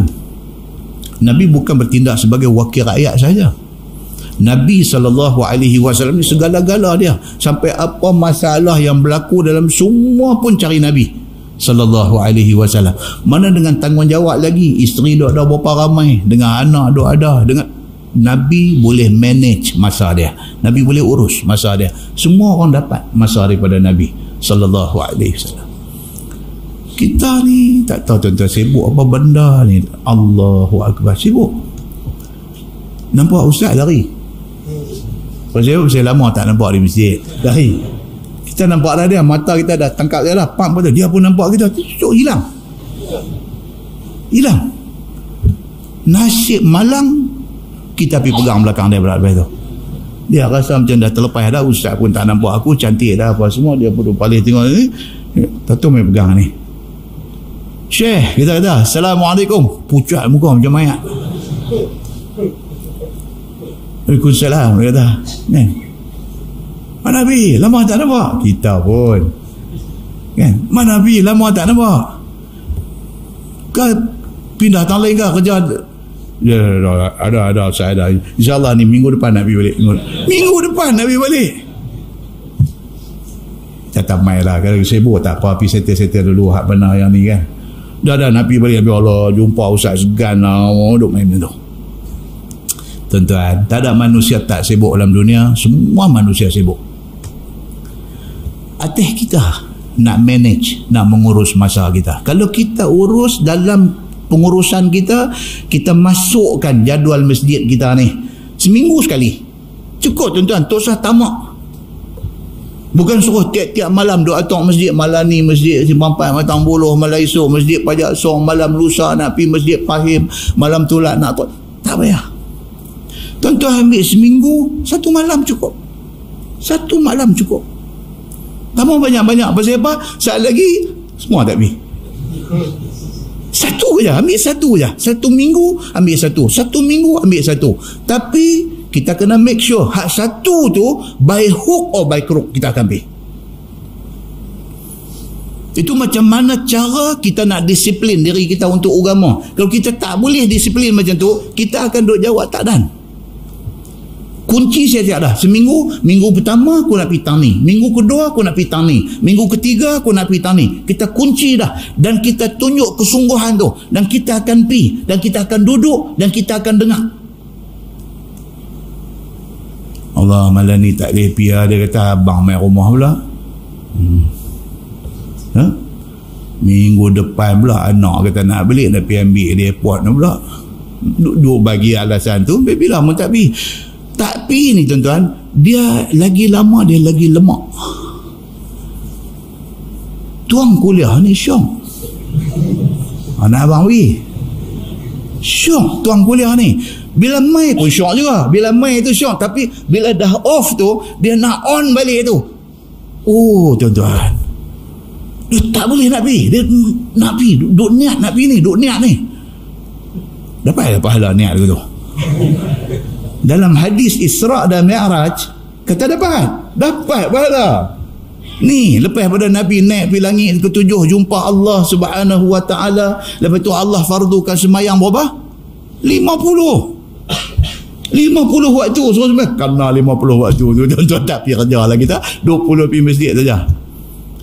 Kan? Turun mai jumpa Nabi Allah Musa alaihissalam. Musa kata apa? Musa kata, "Oh, jangan duk terima 50 waktu. Hang tahu tak Bani Israel Allah perintahkan depa sembahyang 2 kali je sehari. Tak boleh buat." Nabi Musa kata, 2 kali je, tak boleh buat. Hang jangan duk pergi terima 50 ni. Umat pergi balik. Tuhan potong 5, tinggal 45. Balik main dekat Nabi Musa. Tuhan potong 5. Tinggal. Tak boleh. Nabi Musa kata, umat hang tak akan boleh buat. 45. Pi, minta korang lagi. Pi. Macam itulah pi balik. Dalam hadis sahih cerita tentang Isra' dan Mi'raj. Sampai tinggal 5. Tuhan kata dekat Nabi Muhammad apa dia?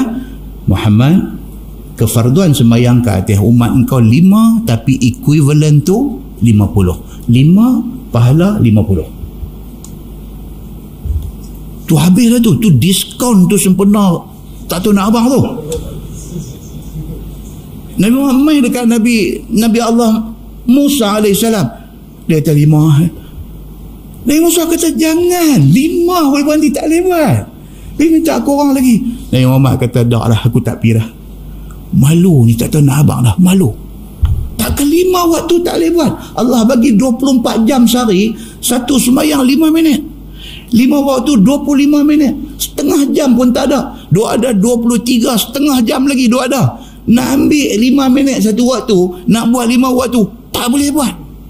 Tu kira apa tu? Kira Assalamualaikum warahmatullahi.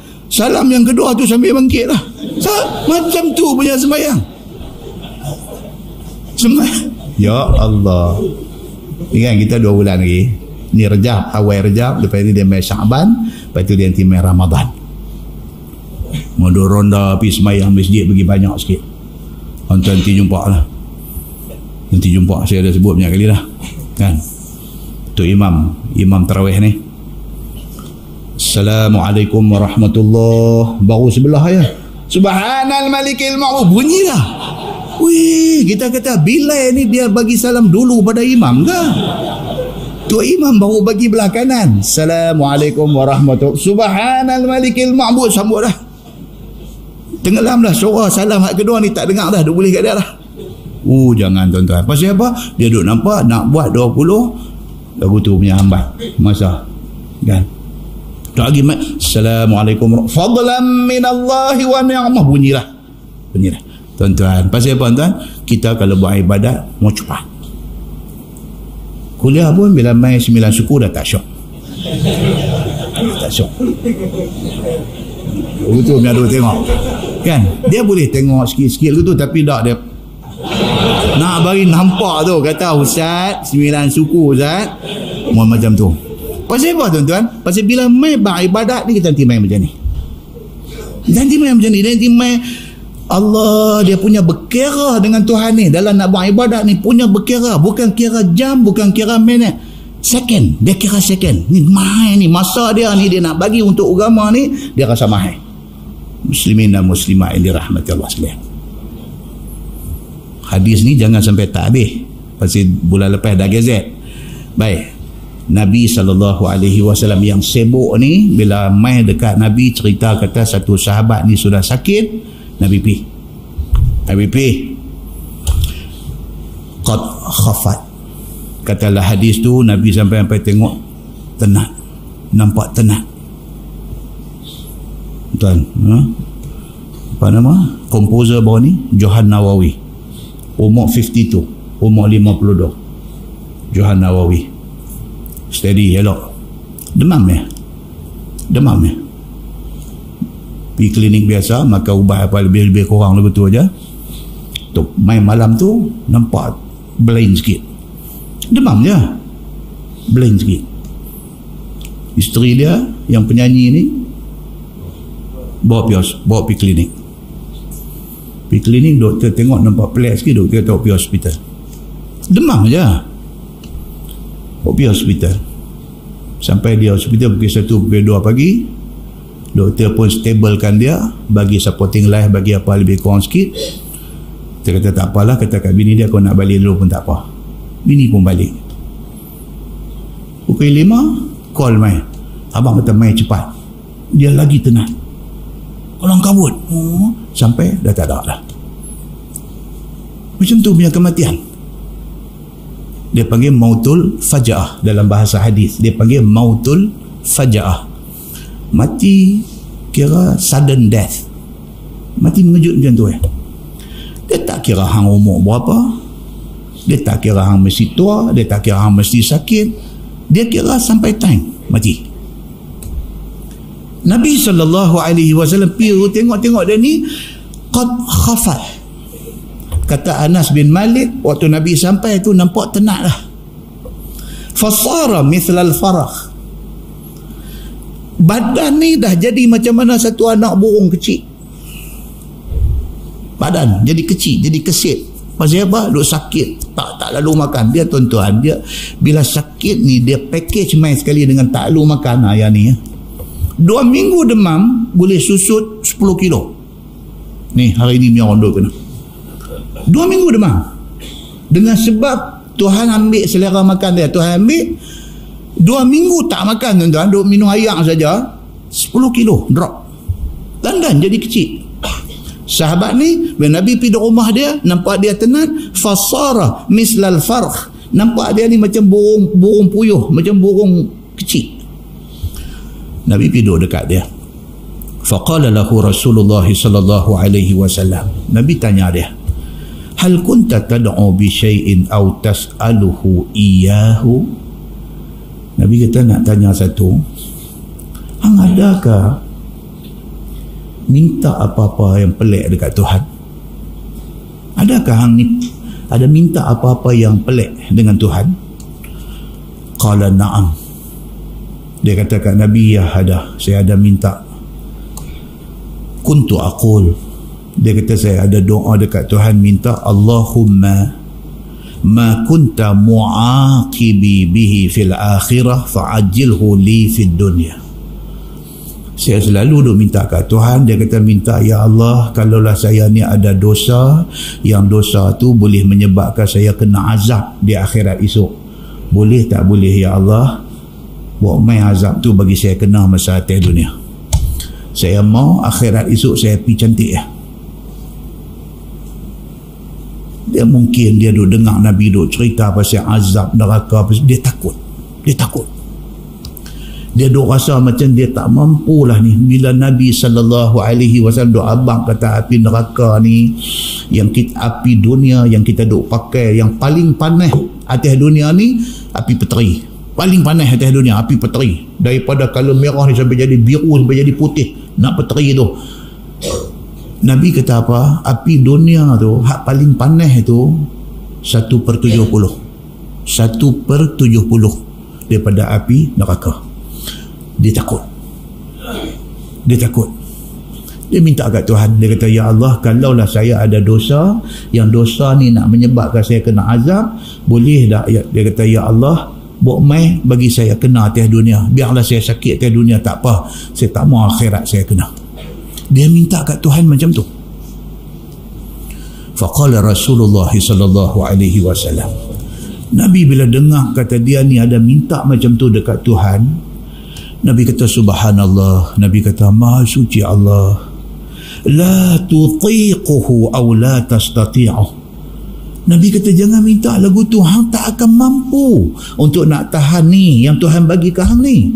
Atas dunia ni Tuhan bagi ke hang sakit macam ni, hang tak boleh tahan. Nabi kata kat dia, afala qulta, Nabi kata, awak hang tak minta macam ni dekat Tuhan, minta Allahumma atina fid dunya hasanah wa fil akhirati hasanah wa qina azabannar. Kalau nak doa, minta macam tu. Minta, ya Allah, ya Tuhanku, bagilah apa yang baik di atas dunia ni, dan bagilah apa yang baik di hari akhirat kepada aku.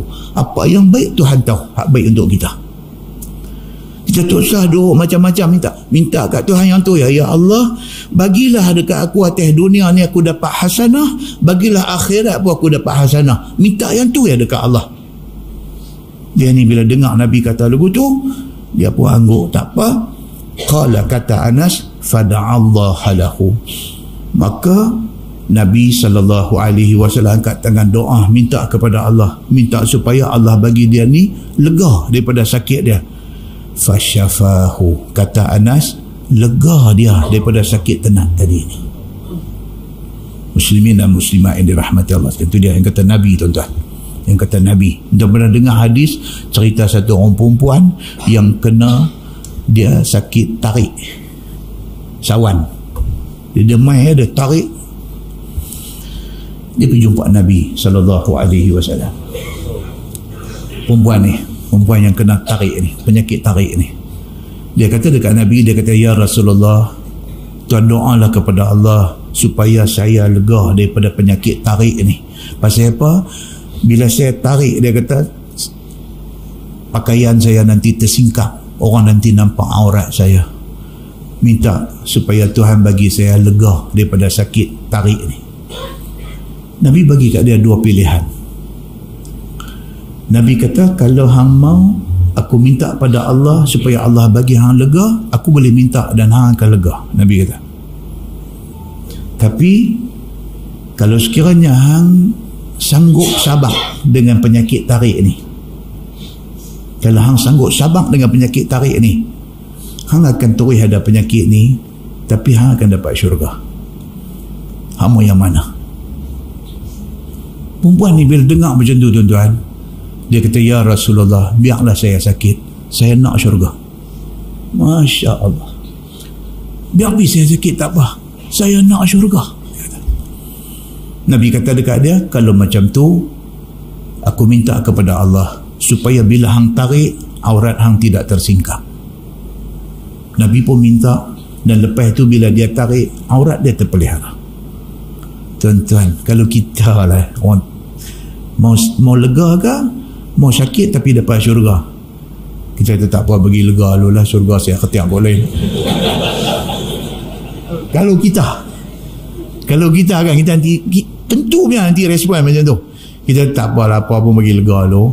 Bak surga tu saya kira tengok lagu mana. Dia duduk main lagu tu. Tak serupa kita dengan para sahabat Nabi ridwanullah alaihim ajma'in. Demikianlah mustajabnya doa Nabi SAW, dan kita sentiasa disuruh supaya bertaubat daripada segala dosa yang kita buat. So ayat yang kita baca tadi, dia kata apa? Summa inna rabbaka lillazina amilu su' bijahalah. Bagi orang yang dulu duk buat benda jahat dalam keadaan jahil, summa tabu, lepas tu dia bertaubat. Dia sedang kata dia banyak buat dosa, dia bertaubat. Min ba'di zalik, lepas daripada tu dia bertaubat. Wa aslahu, dia pula buat benda baik. Inna rabbaka min ba'diha laghafurur rahim. Tuhan selepas daripada bertaubatnya itu, Tuhan Maha Pengampun lagi Maha Penyayang. Kemudian ayat tu dia kata inna Ibrahim kana ummatan qanitan lillah hanifan lam yaku minal musyrikin syakiran li an'umih ijtabahu wa hadahu ila siratin mustaqim. Ini yang kata cerita Nabi Ibrahim, bahawasanya Nabi Ibrahim itu adalah dia imam ikutan dalam bab kebajikan. Itu Nabi Ibrahim. Walaupun dah mai zaman Nabi Muhammad dan kita umat Nabi Muhammad, Nabi Ibrahim tetap menjadi ikutan. Dia kata. Lagi yang kata Nabi Ibrahim tu, Tuhan kata ni, bukan hadis, Quran kata, lagi Nabi Ibrahim itu taat dia kepada Allah, cukup taat kepada Allah. Lagi yang kata Nabi Ibrahim itu cenderung dia kepada agama yang betul, yakni agama Islam. Dia stick kepada tauhid Allah. Dan kata Nabi Ibrahim ni, walaupun dengan bapa dia, dia tetap dengan tauhid Allah. Dan tiadalah Ibrahim daripada orang yang syirik Allah dengan satu benda pun. Nabi Ibrahim tidak pernah buat syirik kepada Allah. Lagi yang banyak syukur bagi segala nikmatnya. Dia satu abdan syakura, satu hamba yang cukup terima kasih kat Tuhan. Begitu. Dan telah pelihara akan dia, yakni akan Ibrahim itu, daripada jahat makhluknya. Allah pelihara dia. Apa bukti kata dia dipelihara Allah? Apabila Namrud nak hukum bakar hidup-hidup kat dia, dia lepas daripada hukuman yang membinasakan itu. Bahkan perbuat khalil, yakni kekasih Allah. Jadi tuan-tuan, kalau ada rezeki nak pergi umrah, singgah Baitul Maqdis. Singgah Baitul Maqdis. Saya baru pergi sekali, saya teringin nak pergi lagi sekali. Baitul Maqdis. Bukan pasal bulan Rejab, Isra Mi'raj, dah, bukan pasal itu. Tapi pasal Baitul Maqdis ni duduk di atas bumi yang Allah kata apa? Allazi barakna haulah. Satu bumi yang kami berkati kawasan sekitarnya. Kenapa tuan-tuan? Walaupun Yahudi duk pegang lah ni, kita kenapa? Tuan-tuan sampai di sana, tuan-tuan tengok muka imam Masjid Aqsa tu. Tengok muka imam tu dengan putih, bersih, jernih, dengan janggut dia dengan apa? Dia mai, dia salam, dia peluk kita, dia kata apa? Dia kata kalau hampa tak mai, kami rasa macam tak ada saudara. Dia kata. Kalau kita orang Islam tak pi ke Baitul Maqdis, mereka yang duduk di sana rasa macam mereka tak ada saudara. Bila kita pi ni, dia air mata jatuh. Dia dapat melihat saudara yang mai ni daripada seluruh pelosok dunia. Yang mai cara Malaysia, yang mai cara Indonesia, yang mai cara Singapura, yang mai cara daripada Australia, yang mai daripada United States of America. Muslim ni pi jumpa dia, peluk dia, rasa dia tak keseorangan menghadapi Zionis ni. Kenapa tuan-tuan? Bumi tu pula kita berjalan ni, every jengkai yang kita jalan tu, setiap jengkai kita ada cerita dia. Nanti bila habis surah An-Nahl, kita akan masuk surah Al-Isra. Dan cerita ni apabila Nabi SAW naik burak daripada Makkah. Burak ni sekali kenjui sejauh mata memandang. Bila burak ini landing di Baitul Maqdis ni, bila burak ini ditambat di mana? Di satu tempat tambat. Dia ada satu ring besi itu, situ tempat tambat, dan di situlah nabi-nabi lain tambat kenderaan daripada situ. Nabi tambat burak dia di situ. Kita pi wallahu a'lam betul tak betul. Tapi kita sampai di sana, mereka tunjuk lagi ring tu, besi yang duk tertanam di dalam batu pejai tu. Mereka tunjuk lagi. Mereka kata di sinilah kisah di mana Burak yang Nabi naik masa Isra dan Mi'raj ditambat, dan Nabi-Nabi lain pun tambat di sini. Ada satu ring duk tanam dalam batu tu. Dan di sinilah tempat Nabi semayang dengan para anbiya. Nabi mengimamkan sembahyang itu. Tuan-tuan, kita dah baca dah Quran, kita dah baca tafsir Quran. Bila kita sampai di sana, kita dengar cerita-cerita tu, tiap-tiap satu tempat tu, dia connected dalam hati kita ni. Dia klik, dia dapat ni, hak kita duk mengaji ni, kita boleh visualize, kita boleh tengok dengan mata, ni tempat dia. Kita dengar cerita kata, yang kata Nabi Allah Isa AS dilahirkan di Bethlehem. Bila kita pergi sana, umumnya ada satu second version, ada satu versi yang kedua cerita ni. Katanya Nabi Isa sebenarnya bukan lahir di Bethlehem, dia lahir di Baitul Maqdis. Masuk Masjid Aqsa. Aqsa ni pula, dia ada Aqsa Jadid, dia ada Aqsa Qadim. Masjid Aqsa baru dan Masjid Aqsa lama. Masjid Aqsa lama, asal ni, dia basement. Kita turun tangga tu, masuk dalam tanah tu. Basement. Punya besar masjid. Punya besar. Semua kapet wall to wall. Masuk jalan macam terowong duk pergi ni. Dia bawa kita pergi sampai satu tempat. Dia kata di sinilah sebenarnya Nabi Isa dilahirkan. Ada batu-batu semua dalam tu yang berlekuk macam menendui orang dulu. Semua dia tunjuk. Dia kata di sinilah cerita sebenarnya Nabi Isa dia. Kita dengar ni tuan-tuan, dia connected dengan hati kita ni. Connected. Habis kita pusing habis dalam kawasan Baitul Maqdis ni, pergi tengok di mana tempat yang kata Maryam meninggal dunia, di mana kubur Maryam mak Nabi Allah Isa alaihi salam, di mana kubur Imran yang kita dah baca surah Ali Imran, keluarga Imran tu, Imran punya kubur taman. Kita tengok semua, kita pergi satu tempat ni yang nak bagi tahu ni. Dia kata Nabi Allah Ibrahim alaihi salam dipanggil Al-Khalil. Dia ni dipanggil Khalilullah, kekasih Allah. Sampai satu tempat nama dia Hebron. Hebron itu orang-orang Palestin tidak panggil Hebron. Mereka panggil bandar itu Bandar Al-Khalil. Pasal apa? Pasal kubur Nabi Allah Ibrahim alaihi salam ada di sana. Dan nanti dalam surah Al-Isra kita nanti baca tuan-tuan, betapa Baitul Maqdis itu sendiri dan Nabi Ibrahim alaihi salam yang kita dah baca ayat cerita pasal dia ni adalah dua benda. Baitul Maqdis itu tempat, Nabi Ibrahim itu satu orang Nabi yang di-share oleh 3 agama besar dunia. Baitul Maqdis ni Islam pun klaim kata itu tempat suci selepas Mekah, Madinah, Masjid Aqsa, Baitul Maqdis. Yahudi pun kata itu bandar suci mereka. Sehingga kan Donald Trump promise, dia kata kalau dia menang, hari pertama dia dilantik menjadi Presiden Amerika, dia akan pindahkan pusat pemerintahan di Israel daripada Tel Aviv bawa mai ke Baitul Maqdis. Dia kata maknanya Baitul Maqdis ni mereka klaim kata bandar suci mereka. Demikian juga Kristian pun kata Baitul Maqdis tempat mereka. Dia adalah satu kawasan yang menjadi tempat tuntutan bertindih di antara 3 agama besar dunia. Kalau kita boleh sampai di sana tuan-tuan, Allahu Akbar, Allah Tuhan yang Maha Besar, Allah izin kita pijak bumi yang penuh barakah ini. Sampai sana. Muslimin dan muslimat yang dirahmati Allah sekalian, di yang kata Masjid Ibrahimi di Bandar Hebron ataupun dipanggil Bandar Nabi Ibrahim Al-Khalil ini, kubur Nabi Allah Ibrahim AS tu dia potong tengah-tengah. Dia buat dinding di tengah-tengah kubur panjang tu, dia potong tengah, balik sini pi ke arah kiblat bagi orang Islam. Apa masuk pi apa nak semayang apa tu. Daripada tengah kubur bawa pi ke belakang, dia jadi kawasan Yahudi. Depa semayang tunggal langgang di belakang sana.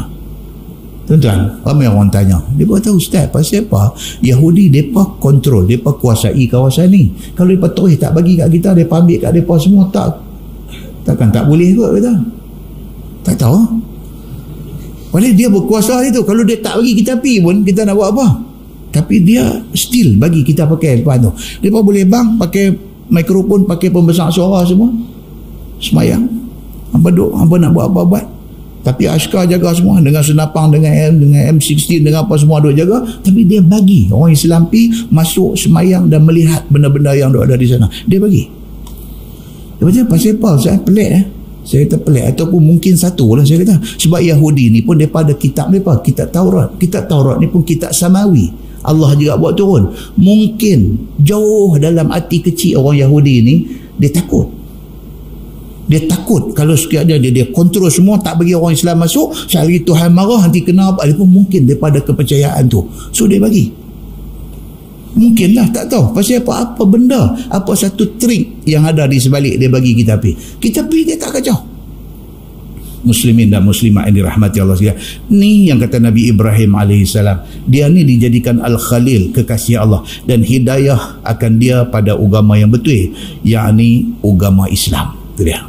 Untuk Nabi Ibrahim AS, dia jadi satu sosok tubuh yang direbut oleh tiga agama.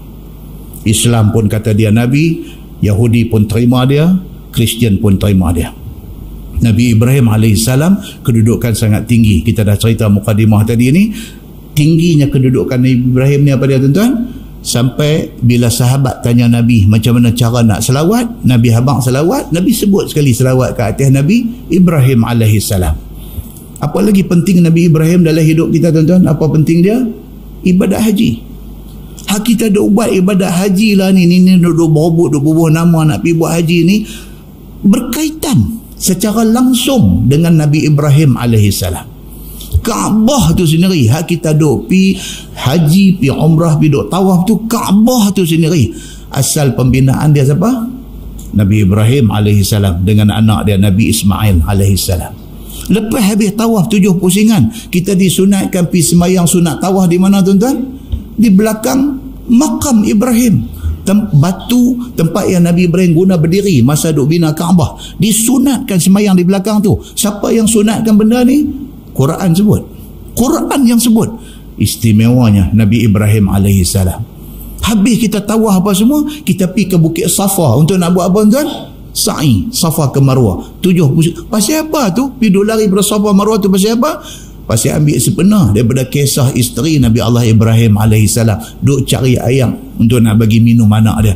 Semua ibadat haji dan umrah tu dia balik kepada kisah Nabi Ibrahim AS.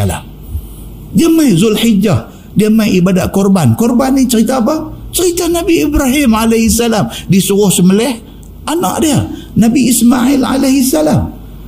Semua ni dia balik kepada cerita Nabi Allah Ibrahim AS. Dan Nabi Ibrahim AS ini juga jadi simbol kepada penentangan terhadap satu kuasa zalim. Nabi Ibrahim menentang siapa? Namrud. Dia simbol. Dia lawan dengan Namrud ni sampai ke tahap apa? Sampai ke tahap dia dijatuhkan hukum bakar hidup-hidup. Tu yang kata Nabi Allah Ibrahim AS. Bahkan Nabi Muhammad SAW berasal daripada keturunan Nabi Ibrahim AS melalui jalur anak dia Nabi Ismail AS. Keterikatan Nabi Ibrahim dengan Nabi Muhammad, dengan kita Islam yang menjadi umat Islam pada hari ini, keterikatan itu sangat kuat. Sangat kuat. Dan kalau kita baca kisah dia ni memang panjang. Allah Subhanahu Wa Taala takdirkan dia berjumpa dengan Raja Namrud yang arrogant. Namrud ni arrogant. Pasal apa dia arrogant? Dua. Satu pasal dia ada kuasa, dia ada power. Yang kedua pasal dia ada duit. Dia jadi arrogant. Sampai ke tahap dia mengaku dia Tuhan. Kemuncak kepada arrogant Namrud dan Firaun ni sama. Dua-dua kata ana rabbukumul a'la. Akulah sebenarnya Tuhan hampa yang maha tinggi. Kan punya duk cari Tuhan ni. Ada orang cari dia kata Tuhan ni mai daripada getaran. Ya Allahu akbar. Ada juga. Ni duk cerita duk cari Tuhan ni, dia pergi jumpa, dia kata getaran tu sebenarnya. Dia kata Tuhan. Kacau tuan-tuan. Dijatuhkan hukum kepada Nabi Ibrahim AS bakar hidup-hidup. Kalau kita baca cerita detail dia, dijemput segala hamba rakyat ni, suruh mai ke tempat yang Nabi Ibrahim nak dibakar ni. Dijemput semua rakyat mai tengok. Inilah akibat yang akan menimpa orang yang lawan aku. Namrud kata, dibuat satu unggun api yang tidak pernah ada api seumpama itu. Nabi Ibrahim diikat tangan dan kaki dengan rantai besi. Cerita dalam hadis terang benda ni. Kemudian dihumbankan dia. Sebelum dihumbankan tu dikatakan kepada dia, macam mana? Adakah engkau nak tarik balik penentangan kau terhadap aku? Namrud kata. Apa jawab Nabi Ibrahim dalam hadis sahih? Nabi Ibrahim kata, hasbi Allah wa ni'mal wakil. Tak ada takut buang sikit pun. Hasbi Allah. Dia kata, cukup bagi aku Allah. Cukup. Aku tidak perlu lain. Hasbi Allah. Allah ada pada aku, sudah cukup. Wa ni'mal wakil. Itulah sebaik-baik wakil. Dicampakkan dia ke dalam api.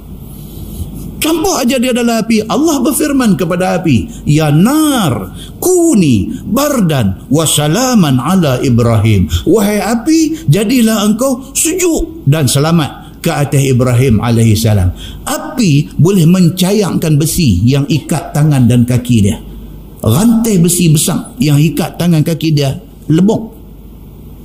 Kulit dia bukan kata tak terbakar, tak lekat debu. Bila api padam, Ibrahim keluar daripada api.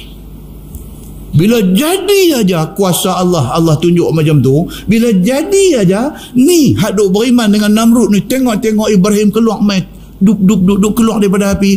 Dia kata, amanna bi rabbi Ibrahim. Kami beriman dengan Tuhan Ibrahim. Tuan-tuan, hebat yang kata kisah Nabi Allah Ibrahim alaihi salam ini, hebat. Maka ayat yang kita baca dengan mukadimah yang kita baca tadi menceritakan tentang kehebatan Nabi Allah Ibrahim alaihissalam. Nah, wallahu a'lam. Lepas ini kita masuk wa atainahu fid dunya hasanah, dan telah kami kurnia atas dia pada dunia itu kebajikan. Dia nak cerita pasal Nabi Ibrahim alaihissalam. Allah kurniakan kepada dia segala kebajikan dan segala kebaikan. Lepas ini tuan-tuan, insya-Allah kita akan masuk cerita tentang metod dakwah. Metod dakwah. Ayat ud'u ila sabili rabbika bil hikmah wal mau'izatil hasanah wajadilhum billati hiya ahsan. Allah dia beritahu kat kita cara berdakwah yang Allah mau semua orang pendakwah buat macam mana. Dan di antara metod tu ialah wajadilhum billati hiya ahsan, dan adanya debat dan mujadalah, dan hendaklah dilakukan dengan cara yang baik. Kadang-kadang debat ni ada baik ada tak baik. Apabila ada unsur-unsur riak, nak menunjuk, nak tunjuk pandai, itu jadi tak baik. Tapi asal debat itu baik apabila debat itu tidak dieksploitasi secara negatif. Panggil dua pihak yang bertelagah ni, yang duk saling luku kepala hang aku ni, panggil pergi duduk sekali, cakap dalam suasana yang beradab dan harmoni, cakap elok-elok, bincang elok-elok. InsyaAllah di sana ada jalan keluar. Kan kita letih tuan-tuan dengan umat Islam bergaduh ni, letih. Sudahlah bergaduh ni. It's a time untuk umat Islam unite, bersatu. Kita berdiri di atas kebenaran. Kebenaran ni apa dia? Al-haqqu min rabbik. Tuhan kata kebenaran ini dia tak mai kot lain, dia mai daripada Tuhan. Hak mai daripada Tuhan apa dia tuan-tuan? Quran dengan apa yang dihabang oleh Nabi sallallahu alaihi wasallam. Pergi duduk sekali, okey, apa benda yang kita duduk bertelagah, buat keluar topik tu, bincang. Okey, saya baca di sini ni ayat Quran, ni hadis kata macam ni. Hang kata macam mana? Saya baca ada macam ni. Tengok pegu balik elok-elok, hak mana betul. Kalau kata kena kat dia ni kena terima. Kalau kata kena kat dia ni kena terima. Ego semua tinggal di luar. Masa masuk bincang, ego semua tinggal di luar. Tapi kalau ego kita bawa masuk, sampai bila pun tak selesai. Sebab manusia dengan ego ni memang tak ada kebaikan, melainkan yang ada hanyalah keburukan semata-mata. Nah, mudah-mudahan ada kebaikan daripada apa yang kita baca. Kita tanggung dengan tasbih kafarah dan surah Al-Asr. Subhanakallah, asyhadu an la ilaha illa anta, astaghfiruka. Bismillahirrahmanirrahim. Wal 'asr innal insana lafi khusr illa allazina amanu wa 'amilus salihati tawasaw bil haqqi wa tawasaw. اللهم صل على محمد في الأولين والآخرين وسلم. رضي الله تبارك وتعالى عن ساداتنا أصحاب سيدنا رسول الله أجمعين. بسم الله الرحمن الرحيم. الحمد لله رب العالمين حمدا يوافي نعمه ويكافئ مزيده. يا ربنا لك الحمد كما ينبغي لجلال وجهك الكريم وعظيم سلطانك. رضينا بالله ربا وبالإسلام دينا وبمحمد نبيا ورسولا. اللهم افتح علينا فتوح العارفين وارزقنا فهم النبيين بجاه خاتم المرسلين. اللهم فقهنا في الدين وعلمنا التأويل واهدنا صراطك المستقيم. اللهم أرنا الحق حقا وارزقنا اتباعه وأرنا الباطل باطلا وارزقنا اجتنابه. اللهم اجعل جمعنا جمعا مرحوما وتفرقنا من بعده تفرقا معصوما. وصلى الله على محمد وعلى آله وصحبه وسلم والحمد لله رب العالمين. السلام عليكم.